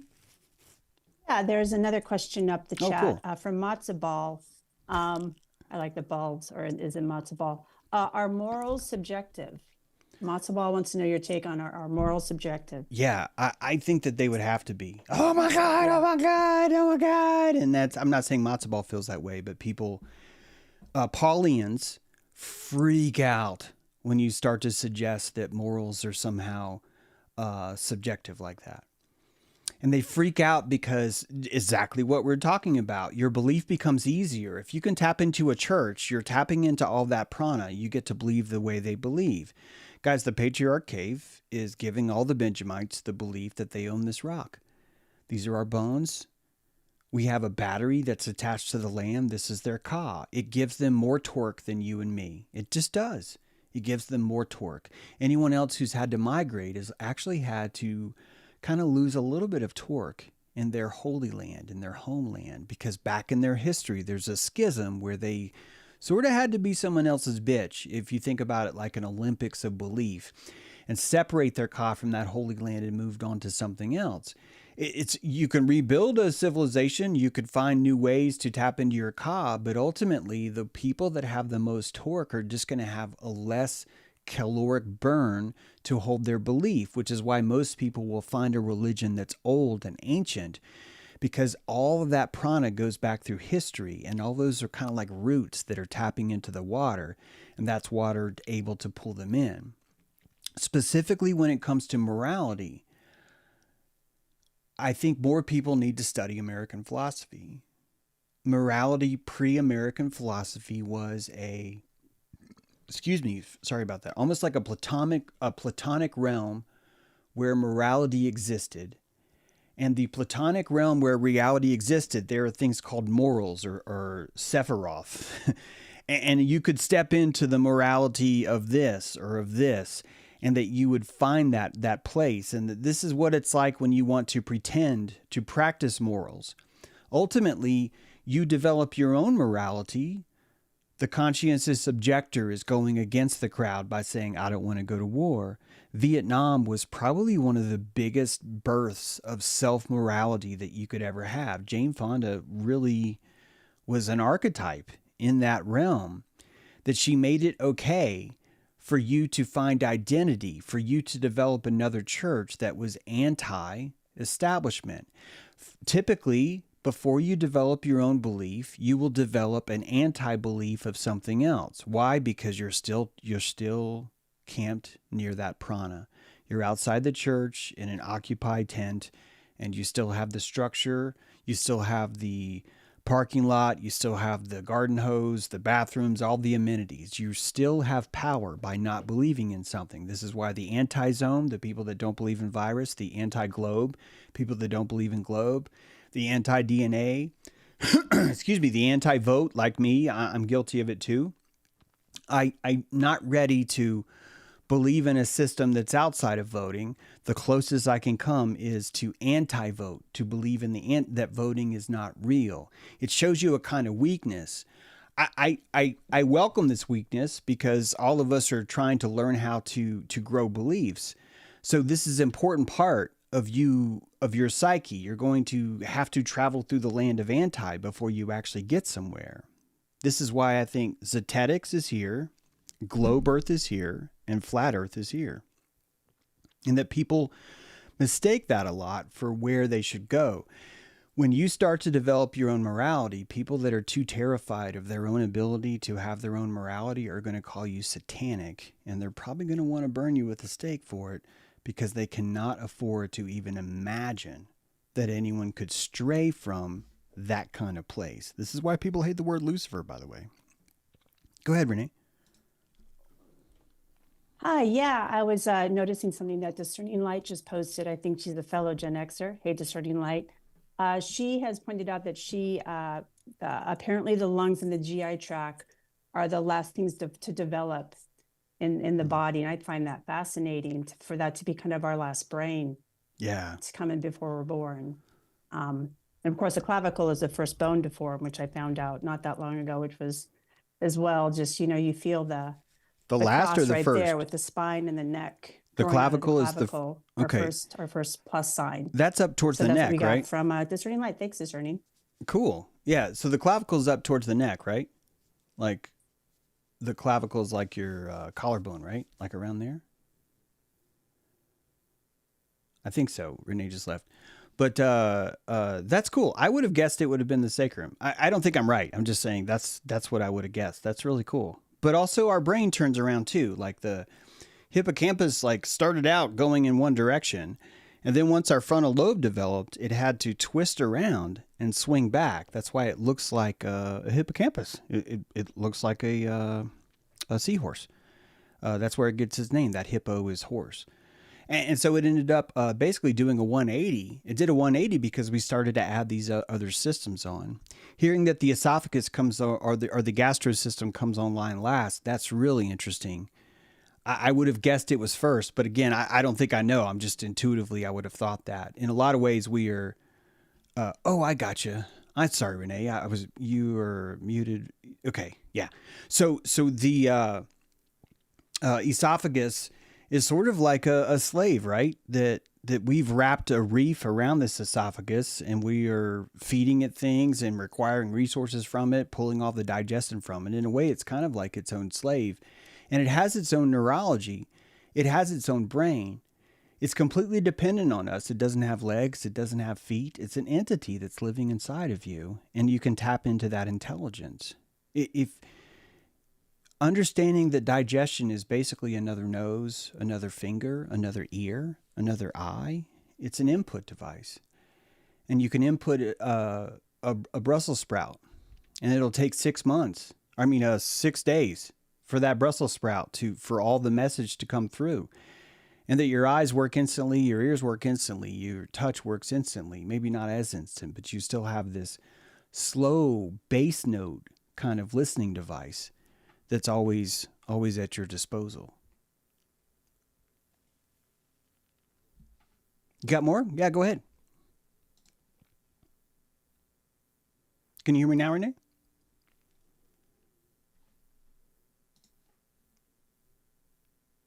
I'm not sure what's up. Here we go. Yeah, Okay, sorry. great. That's okay. Yeah, sorry.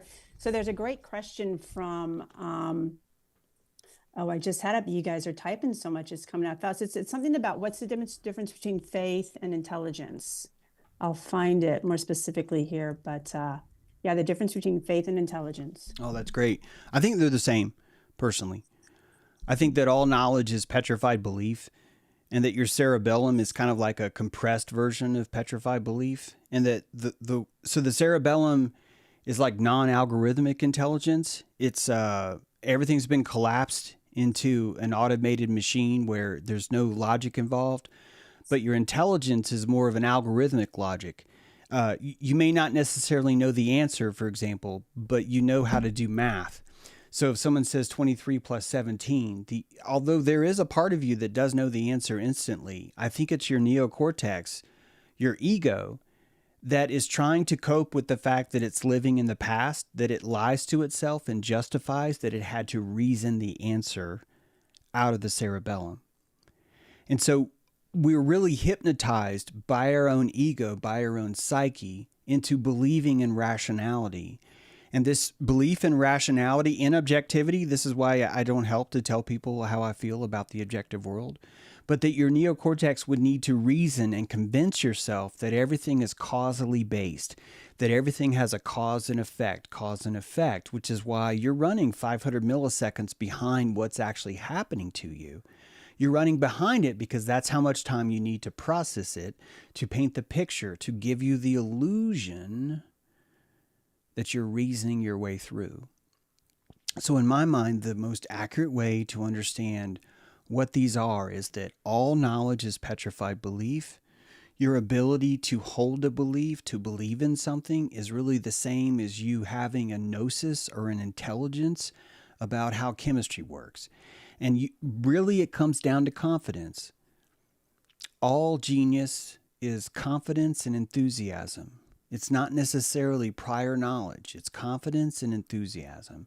And you're probably tapping into that reptilian wisdom, which doesn't require the algorithm, which bypasses the illusion that we tell ourselves that we're living in a causal world, because if we live in a causal world, we can predict things. And if we can predict things, we can reward our body for properly predicting something. And this is why music sounds good. This is why we dance. So the illusion that we've created for ourselves is constructive, completely inaccurate, and is vital for us to digest food and to just have a good time. It's absolutely crucial that all things are there. So if you wanted to follow that train of thought, you would realize that there's no such thing as truth. All truth really is just petrified confidence, a petrified belief in something that has proven itself to be true more than anything else. And so the quadrivium, the trivium, all of the hermetic lessons that you've learned in your life are simply lessons that have been so old and have been tested for so long that you no longer even have to reason them, that they're inside the cerebellum. 1, 2, 3, 4, 5, 6, 7, 8, 9, 10. I didn't have to reason those numbers.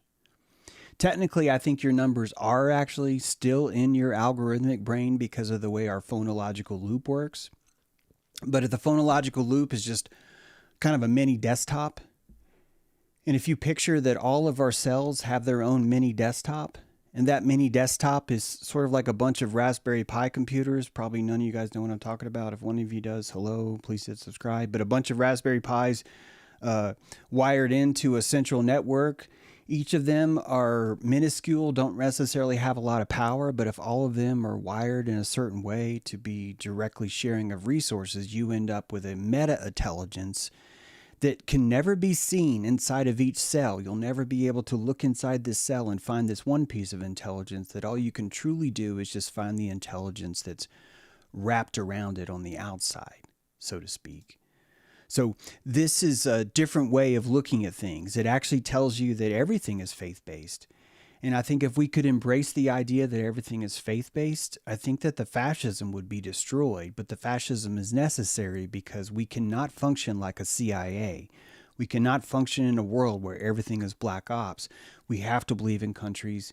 We have to believe that everyone just naturally decided to make their flag that shape, and that for some reason not one single nation has decided to use a butthole for their flag because that's what everyone else does. Everyone else in the world, if you give them free reign to pick whatever they want as their avatar picture, one guy's going to put his asshole in there. But for some reason, we don't have any flags that have done that. And that these things are necessary for us to keep it together. And if you're able to black eye your way past what everyone else has to see to feel comfortable, you are the predator in the room. You are the one that's able to see in the dark when no one else can. And this gives you a strategic advantage over everyone else. But in order for us to causally accept this, we say that they are hyper intelligent.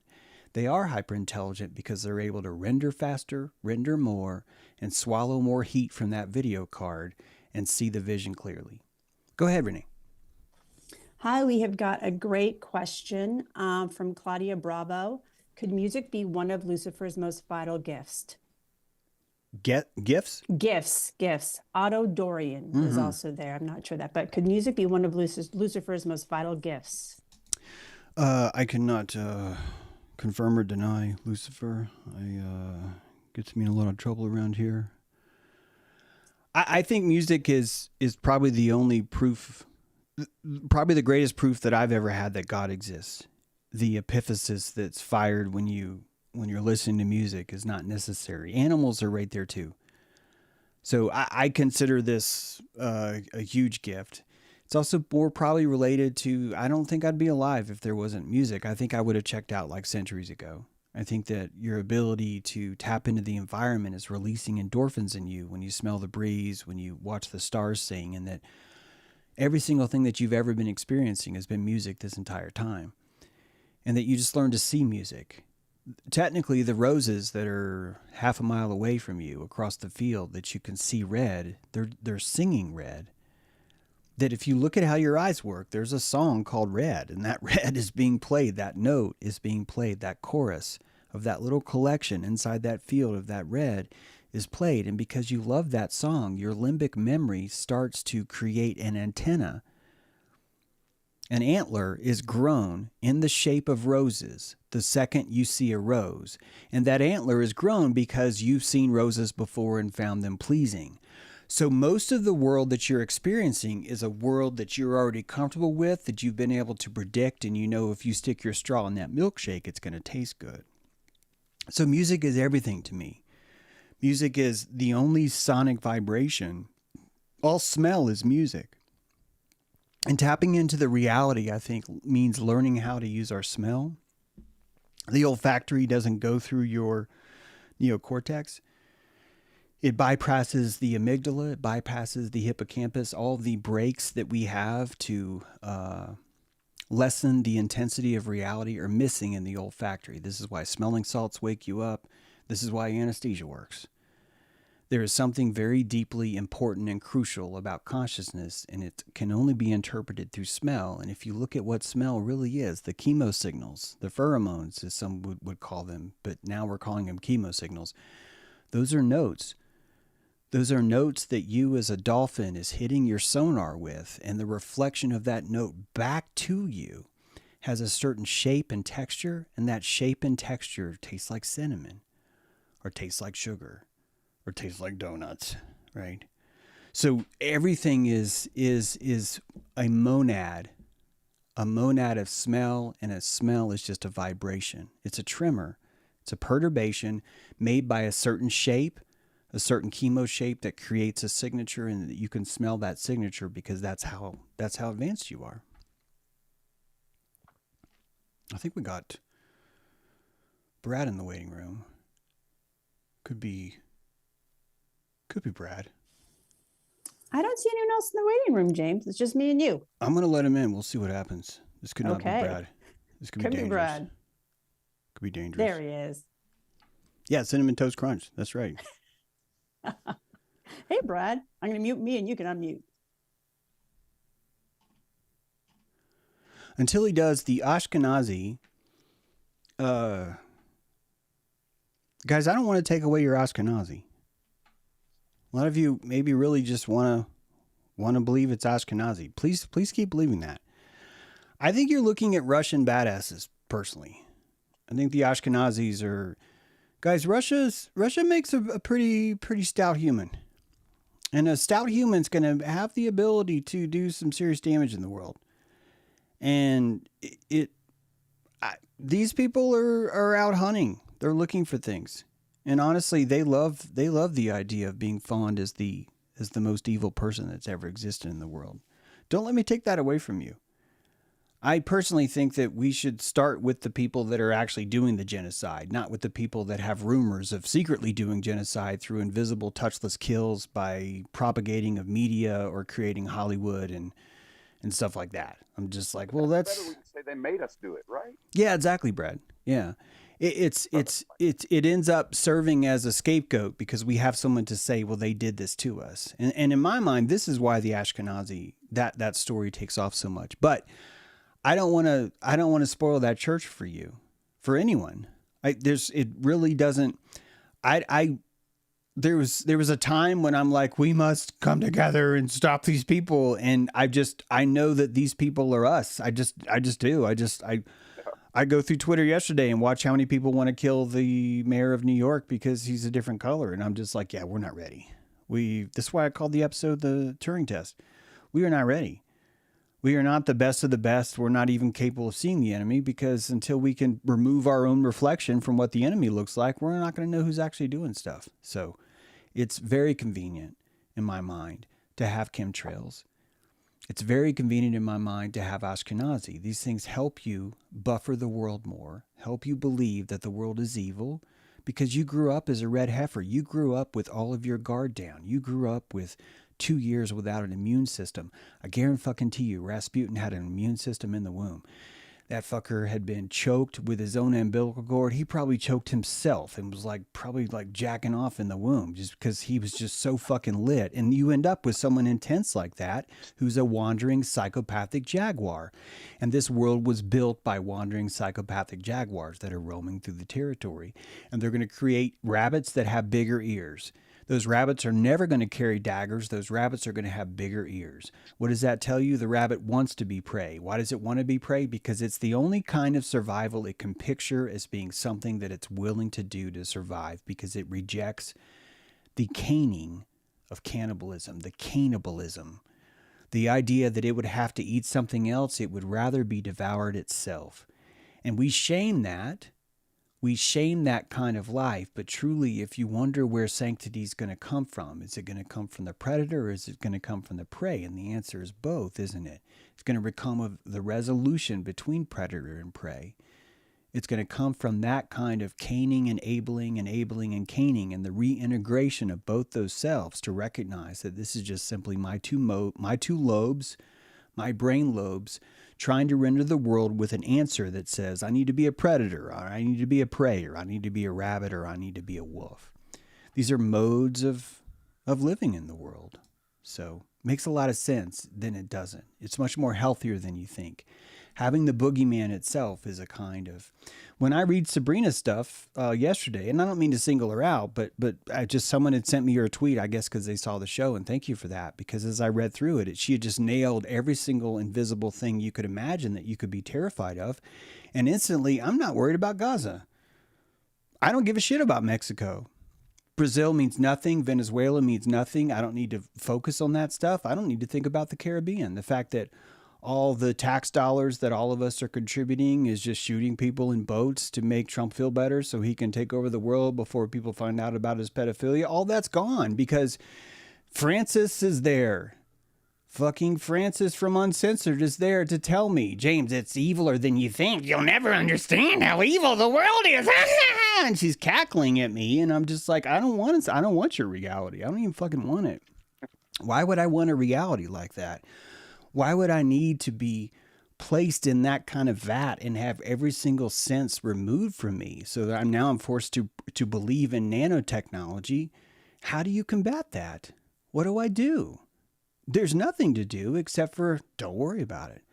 All you can do is just track what could be worse. And this is blood libel. This is prey libel. This is the opposite of blood libel. This is the opposite of I need to kill someone to feel better. This is I need to feel that someone is going to kill me so I will feel better. I'm hunted. Yeah, exactly. You feel That's alive when you're haunted. You feel wanted when you're haunted, don't you? You feel right. persecuted. And if you feel persecuted, that means you matter. And if you feel that you matter, then you're alive and you deserve to feel alive. All of you deserve to feel persecuted. I don't want to take that away from anyone. I'd be a better truther if I would shut my mouth more and allow the loosh to flow freely because it's a good model to see the world. But also, I just don't see enough people playing these other notes I'm playing. So it kind of feels like it's important.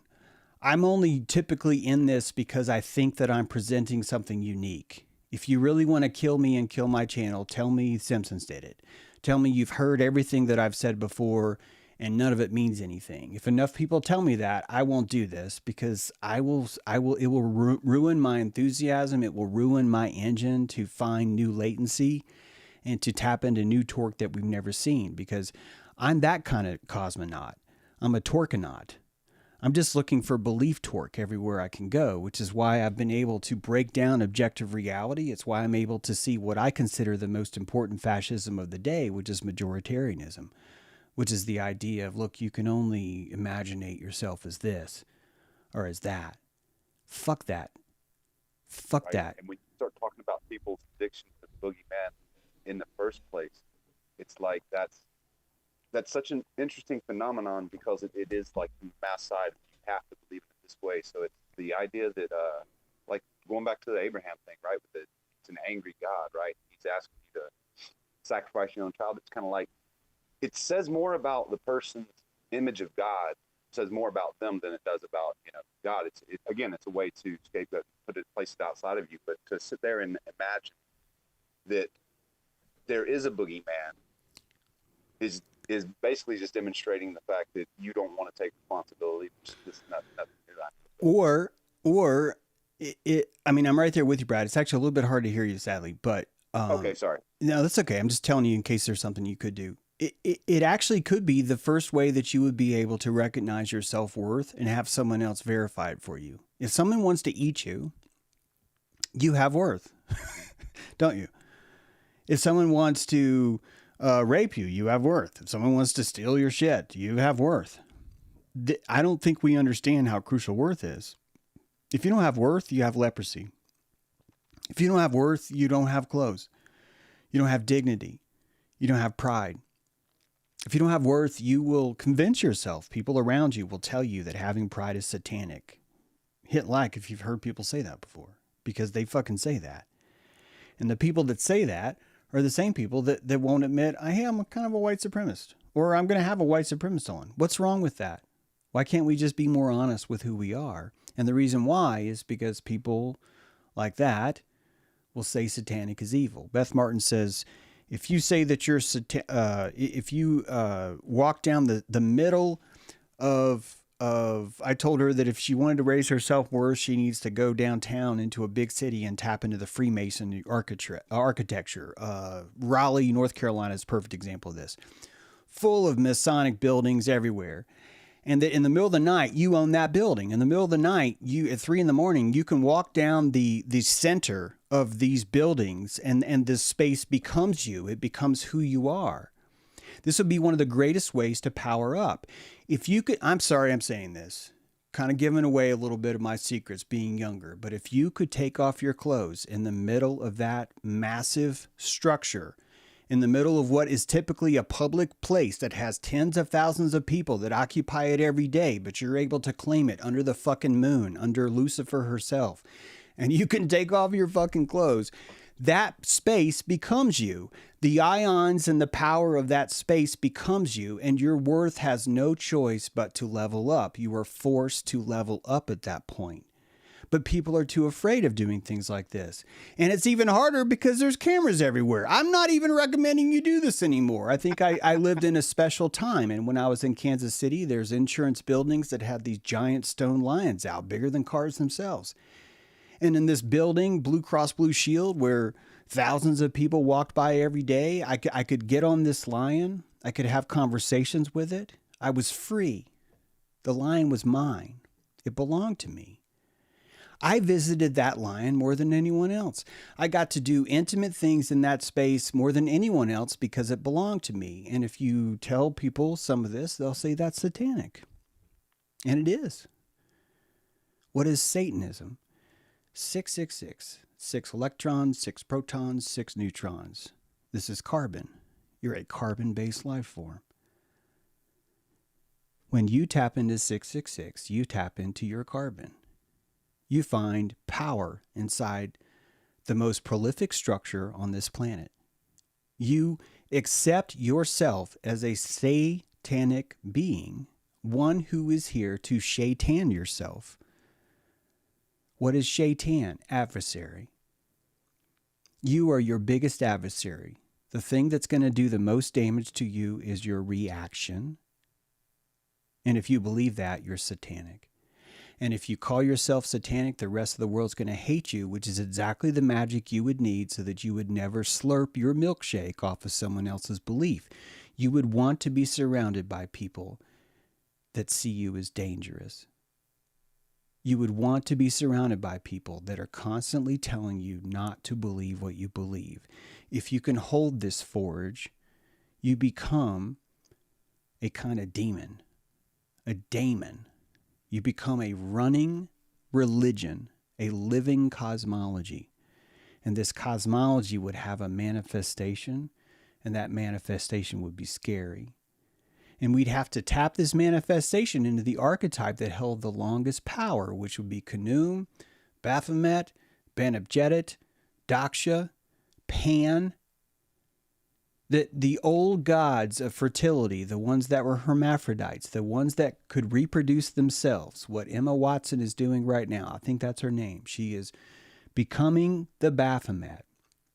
She is giving life to herself.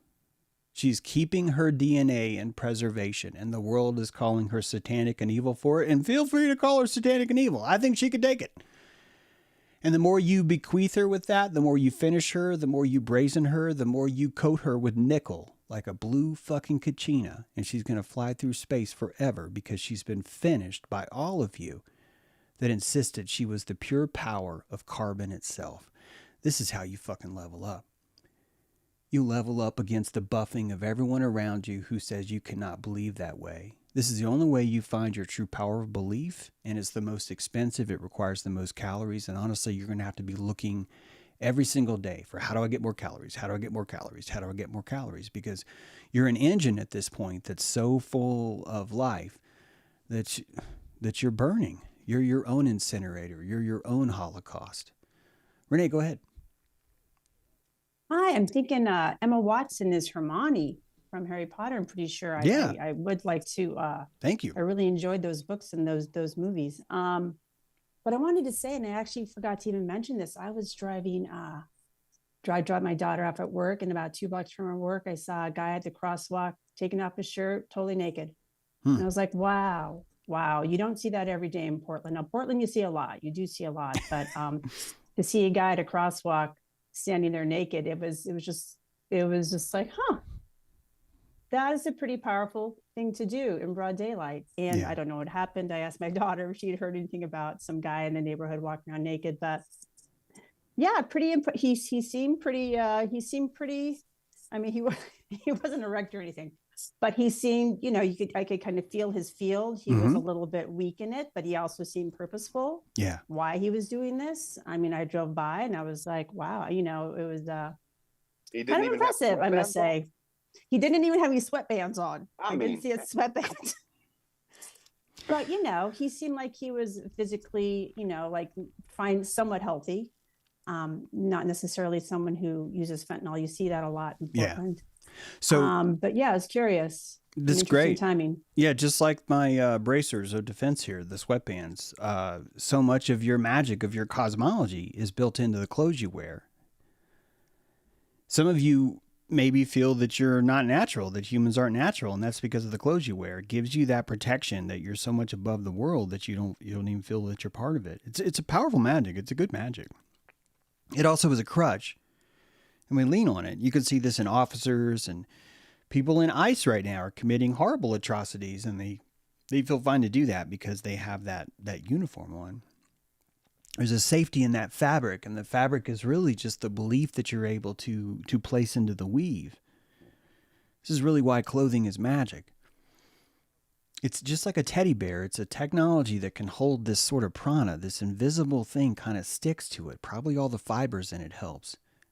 Same thing works with hair, right? Like if you're some of these creatures, some of the owls live in the most harshest conditions, and all they have to do is just fluff themselves up. All they have to do is just open up the gates, a parachute of just keratin, of just fabric itself, and that they're able to maintain some kind of warm-blooded nature through some of the worst environments itself. So the fashion is some of the most powerful technology we have. And it's so ubiquitous that we've forgotten just how powerful it is. But you still see glimpses of it in brand names, in logos, in concepts like sweatpants, in the colors of red, white, and blue, or the logo of a place you've been to, or the tartans that a Scottish person might have on their clothing. All these things hold power, but they only hold power if you're susceptible to society.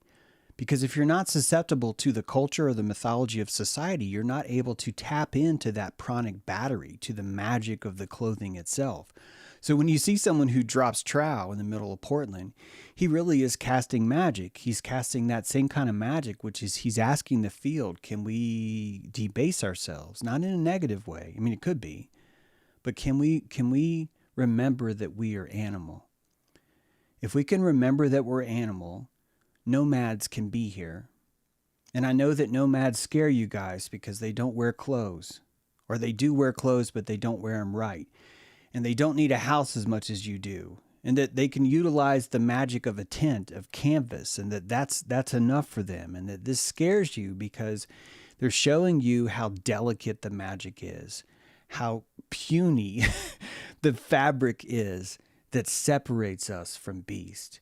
How it really does come down just to some fucking insulation, piece of drywall, couple of dead trees, maybe some shingling. And that's all it takes to create a kind of person that would go out and hunt immigrants, kill foreigners, drive a drone into a Christian village and just murder everyone on sight. All these things happen because of the magic of our uniforms and the magic of this space. Go ahead. Hey, James, I was reading an article today about Portland and the nomads here, and it was actually surprising to me. They have about 14,000 people slated as homeless, nomadic, whatever you want to call it. Mm-hmm. But you know, a lot of times you would think people would come to Portland for the services that were provided by the city of Portland. But it turns out about 9,000 of them are people that have lived here a number of years, and are just can't afford to have an apartment. So that was curious to me. We do have a question from Cyber CK that's kind of similar to what I'm talking about. James, not to detract, but where does the universal basic income money come from? Probably the same place money comes from. Printed. You know what I mean? Like where? Yeah. Where does monopoly money get its value? And I give monopoly money a hard time, but monopoly money works. It releases endorphins. If you get your brother to pay you $200, you fucking feel great. You're just like, fuck yeah, man, capitalism, fuck you, and this is power. Money's not real, but it is because everyone who's playing the game agrees. So where does the value of money come? I think it comes from that collective. It's a collective currency. This is one of the reasons why I think it's so smart that we have crypto, because we've turned privacy into a silicon algorithm, and we value each other's privacy. Ultimately, the value of cryptocurrency comes from the fact that we value our own privacy, and that we can exercise our privacy with each other by putting our wallet in the physical world, that we don't even have to sit around. It doesn't have to be in our mattress, that I can place my wallet in the middle of the public square and you can't steal it. This is kick ass. It's kick-ass because I can declare private space anywhere in the world. It doesn't just have to be on my person. For the first time, I can create a magic realm anywhere in the world, and I can turn it like a Rubik's Cube, and none of you guys can figure it out. And some of you will insist, well, they can figure it out. And even if they can figure it out, it's the same thing as the Chinese being able to activate all your airbags and kill everybody at once. You can only use that weapon once. The second you use that, people are like, I'm not going to fucking drive a car anymore. Same thing with the economy.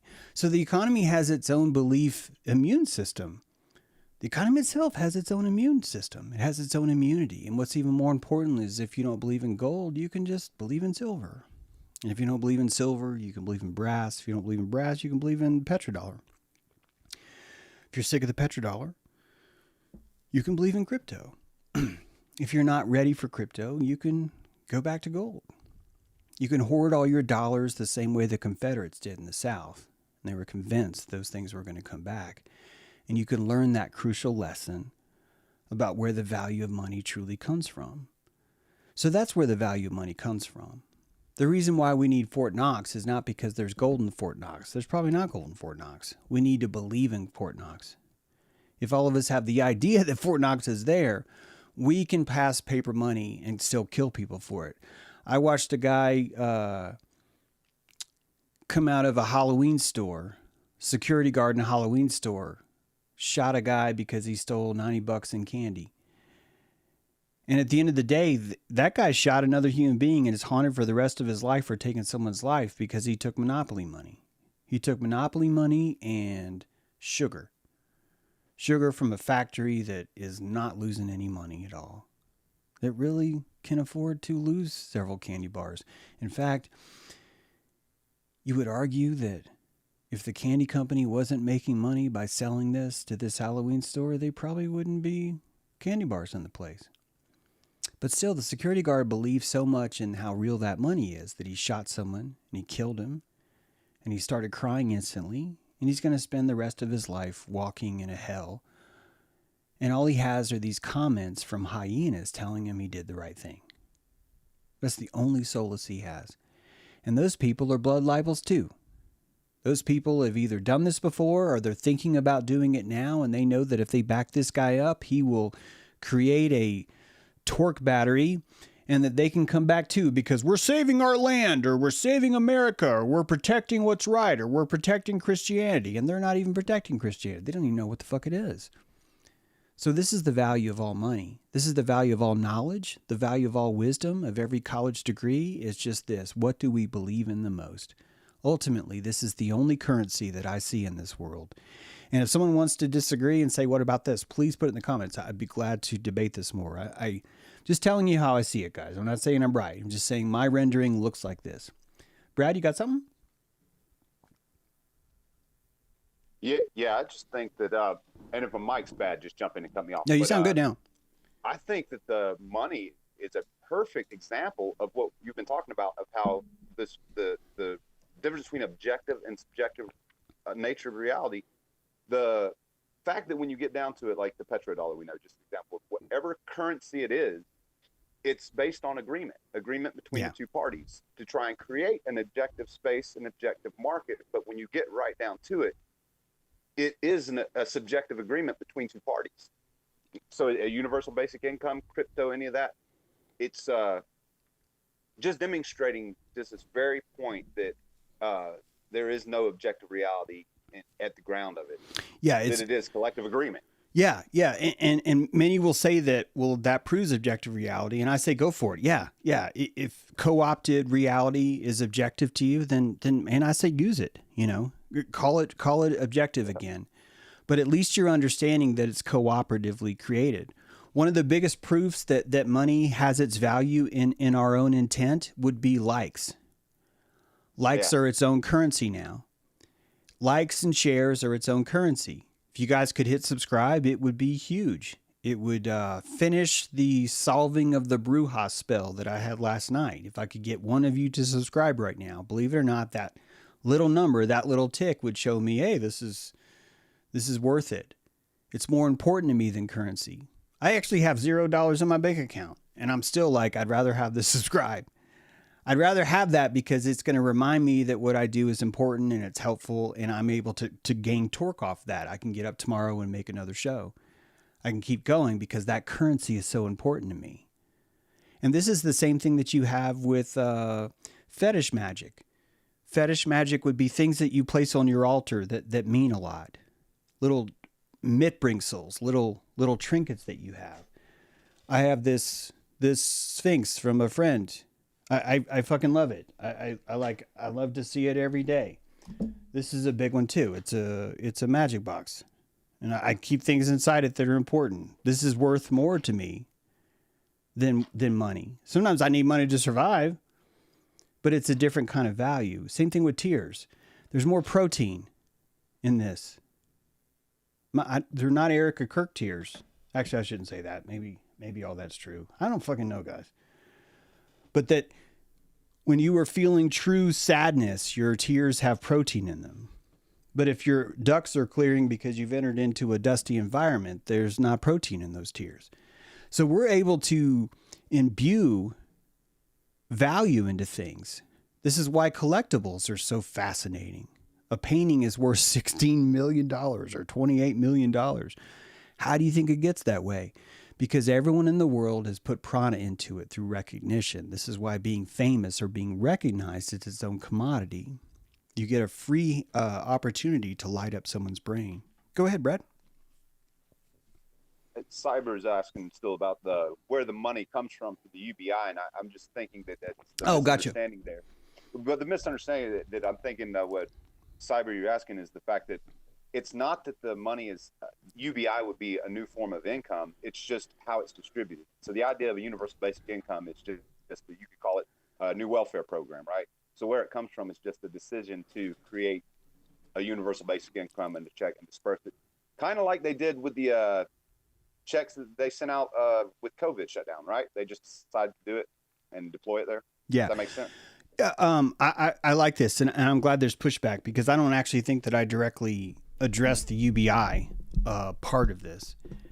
And scarcity is a crucial part of value. I'm sure you guys would agree. Some people I know would not.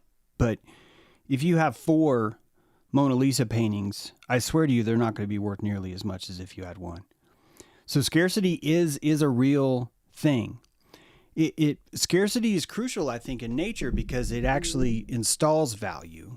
When you know that something is scarce, you end up with putting more torque into it. And so to answer about UBI, I'd like you to consider this. I also love to hear your own thoughts on this, but I'd like you to consider this. In the past, scarcity has always been used as a way of inserting value into something artificially. It works, but it's sort of like fructose. You're getting the flavor that you want, but it's artificially produced. The reason why we've had to kill so many people is because the petrodollar is that way. The petrodollar has no scarcity built into it. The only way we could make it scarce is by making sure that anyone who tried to not use it, we would shoot with a gun. This is what happened in Venezuela. Venezuela was the first country that wanted to trade oil in South America and didn't want to use the petrodollar. Now, I don't know if it's most, but now at least 5 countries, if I could name them all, have switched over and are selling oil in a different currency. Sometimes it's yen or yuan or something, whatever the Chinese currency is. It's not the petrodollar. And it's not the petrodollar because all the violence finally wore off. You weren't able to pretend that this dollar was scarce. See, if you make everyone else use it, you're going to create scarcity because there's less of it. But if you keep printing it over and over again, you're unable to maintain that sense of scarcity. Bitcoin gives you that scarcity. Crypto gives you that scarcity. But I hate to say this, but a CBDC would give you that scarcity. How does it work? It's a fountain. Bitcoin isn't, here's all the Bitcoin, run as fast as you can and gather it. That's actually not how it works. Bitcoin is naturally producing fruit. It's naturally dropping its own fruit, and that you know exactly how much fruit this tree is going to produce. And this is not how it works. Just let me explain this to you. Every 6 months, Bitcoin drops more fruit. And it always drops a certain amount, and you know how much it's going to drop. This creates scarcity, but it keeps a system where it has fresh income coming into it. How would a UBI work? It would work off someone losing some of their resources, their scarcity, and that resource would have to have value, and that value would be centralized into a place. This is just what we call taxes. Taxes really are just, we're going to force you to be generous at the barrel of a gun. And if that tax is not an income tax, it'll be a consumption tax. If it's not a consumption tax, it's a tariff. If it's not a tariff, it's we're just going to fucking steal fruit. Our country was founded on the idea that the government was allowed to steal fruit.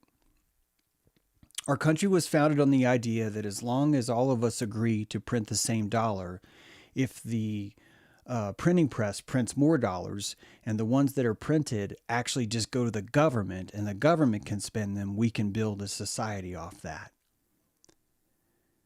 That system failed. That idea failed.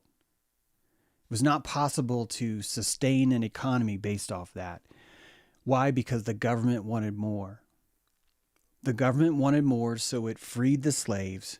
And 4 days after freeing the slaves, it declared every single free person to be taxable. It created a chattel state. Is that evil? Yeah. But is it necessary? Probably. If you do not have something that is eating 45% of your income, something will.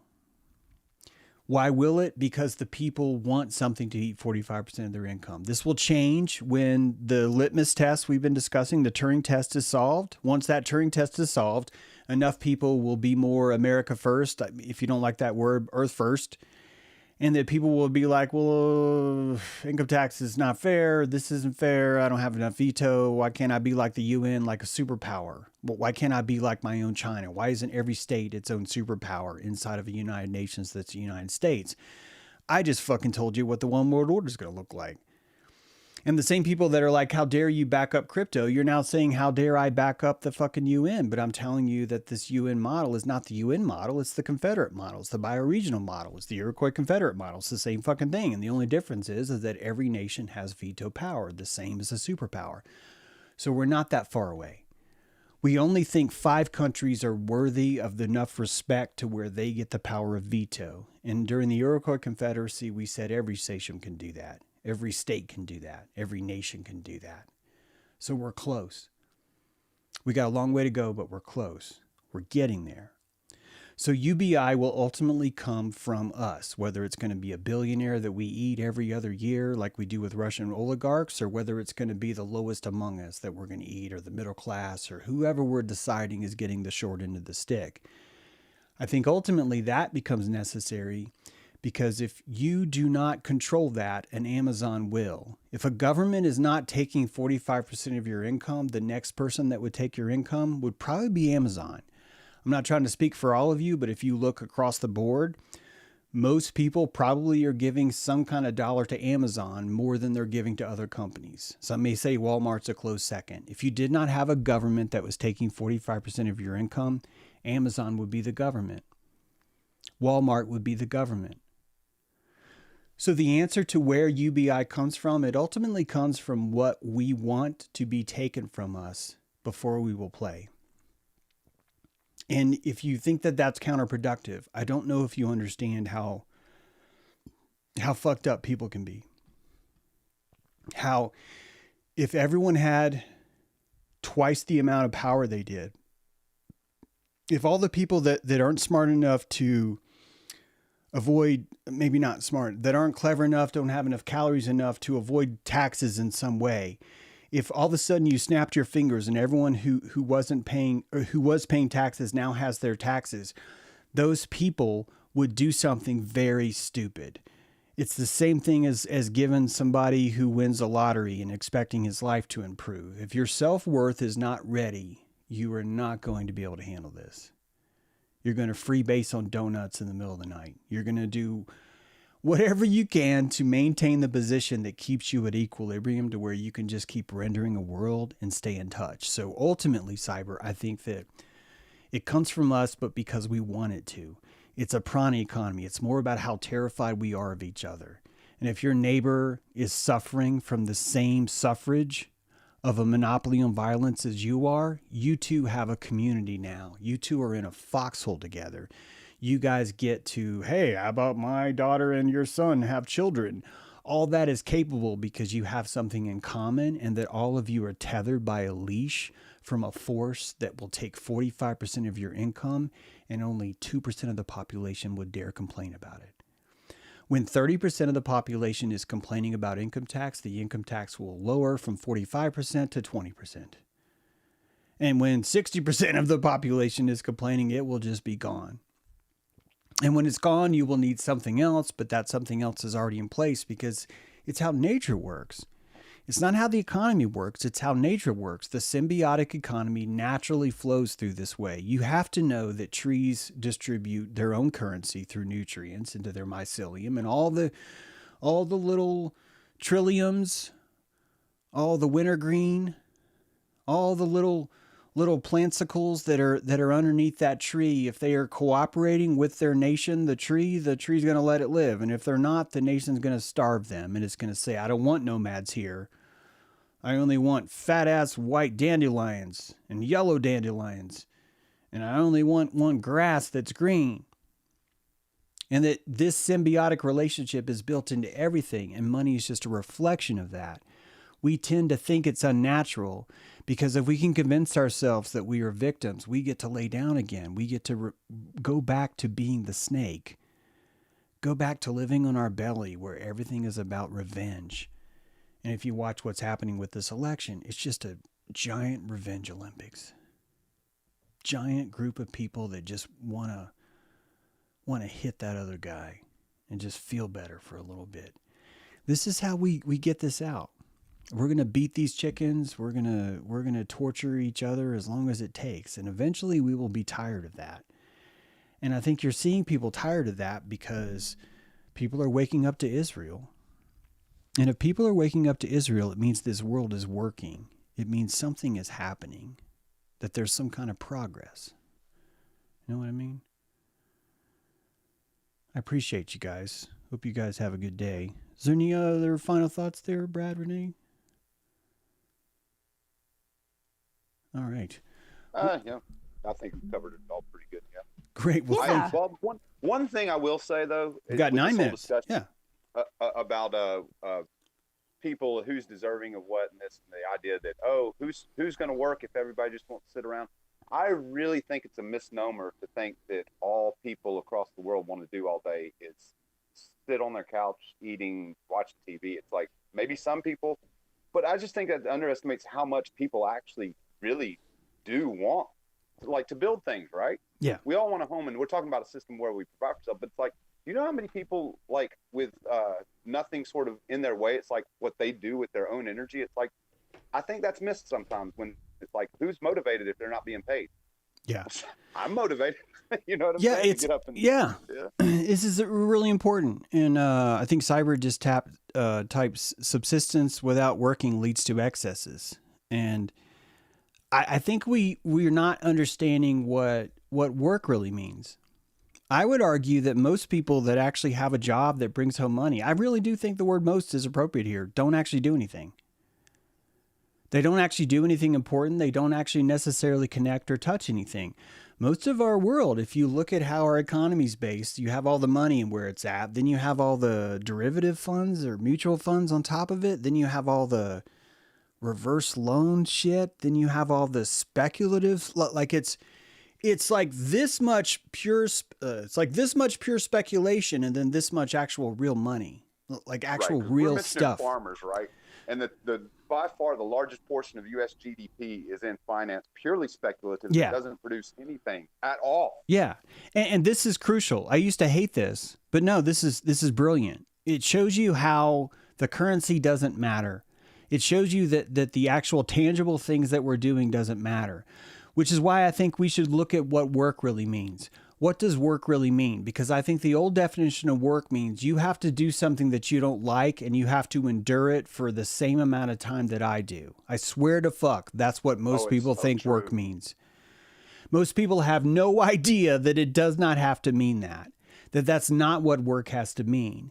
And when I was 25, I said, fuck this. I cannot survive. I will never, ever be able to do this every day and insist this is work. I have to come up with something else. And the amount of calories it fucking took for me to become self-employed is immense. It's its own fucking sun. It's a nuclear reactor of how many fucking calories I've had to put in to making sure that my work is something that I feel engaged in. This is more important than all the currency. It trumps every single other thing. How conscious can I be when I do this? And this is an advanced technique. I am living the Great Gatsby. I am the king of the world because this is where I'm at, because it's so important to me to have that vibe, to have flow state, that I will burn an entire sun coming up with ideas to never, ever, ever have to go back to the world's definition of what work should mean. And I end up working harder. I end up putting more calories in than I can ever imagine. And if you imagine how many people burn calories to avoid having to paint Tom Sawyer's fence, the work is impressive as fuck. They're building holograms where you can't see them. They're building underground camera periscopes so they can see when you're coming. So none of us fear work. All of us would typically benefit from it. If you're raising a hyena, you're going to want to keep them busy. And quite frankly, I think this is more closer to what Cyber is referring to. I don't mean to put words in his mouth, but the old idea of work is still the majority. I think it's changing fast. I think the fact that none of us have pensions and that all of us are gigging, this is how a freelancer begins. And my biggest fear is that people that are door dashing are going to stop, that they're going to stop there. That they're going to not notice that, wait, I feel better in my own car driving this fettuccine Alfredo to this place. It's 5% better. How do I get 6% better? How do I get 10? How do I get 12? What's my next gig? And so all the people that we're saying are suffering because they're jobless, they're not suffering. They're seeking. They're burning the calories that Cyber used to call work. I'm sorry, I'm putting words in your mouth, Cyber, but as the old world would call work. And that the new world is calling hustle. And hustle is more invested. It has more passion. It's more like you're playing jazz. It's more like you have an instrument and you're a vital part of this playing. And you feel ripped off. You fucking at Starbucks and you're like, this thing fucking sucks and I'm being treated horribly, but I wanted to be a barista because it was a little bit easier, or I thought it'd be a little bit easier to do that. And then you have this idea that you'll probably hate physical work. So then you go work in a store or retail setting and then you're tired all the time and you can't figure out why you hate life and why your clothes don't fit and why you just want to fucking die. It's because you miss physical labor. So all of these are crucial parts of your personal energetic recipe. And there is a true state where someone will reach sloth and try and stay there, and they will stay there as much as they can. And these are just called bureaucrats. That's all. And it's a giant method that you can exist in the world, a kind of pre-flowering where you're not necessarily flowering, but maybe your kids can. Maybe your kids will look at your life and go, I don't want that. I want something different. And you'll watch them, quote, quote, suffer because they, quote, quote, didn't go to college, or they, quote, quote, didn't get this job and get this pension and do all this other thing. And instead, what are they doing? They're working on weird shit that no one's interested in. That's what they're doing. You want a litmus test? Find those guys. Fucking fly a Passover vessel over there and pick up anyone that's doing something that's not economically productive. Those are your people. That's your Atlantis. That's your Lemuria right now. These people are burning calories and they're not being paid for it. They just want the flow state, right? They want the sanctity of the moment. That's what they want. And that's progress. This is where we're blooming, I think. This is the ultimate sign that this system is working, that you're living in a hermetic garden that is kicking ass, my friends. Sanctity chips. Mm-hmm. Sanctity chips, indeed. Thank you both, guys. Appreciate you manning the lines. And Oh, it's been fun. yeah, thank you so much. And Good being with you guys. Thank you guys for listening to James True Live today. Let me know what you think of the show. Let me know what you think of the things I said. Guys, if you want to believe in chemtrails, believe in chemtrails. I think it's an important part. If you understand that people may be hallucinating chemtrails, that means you believe in chemtrails too. Why? Because reality is defined precisely by what people believe. That's the only litmus for it. People will die for that because they die for what they believe in, and they should, because without a video card, this world don't mean a thing. You know what I'm saying? Take care.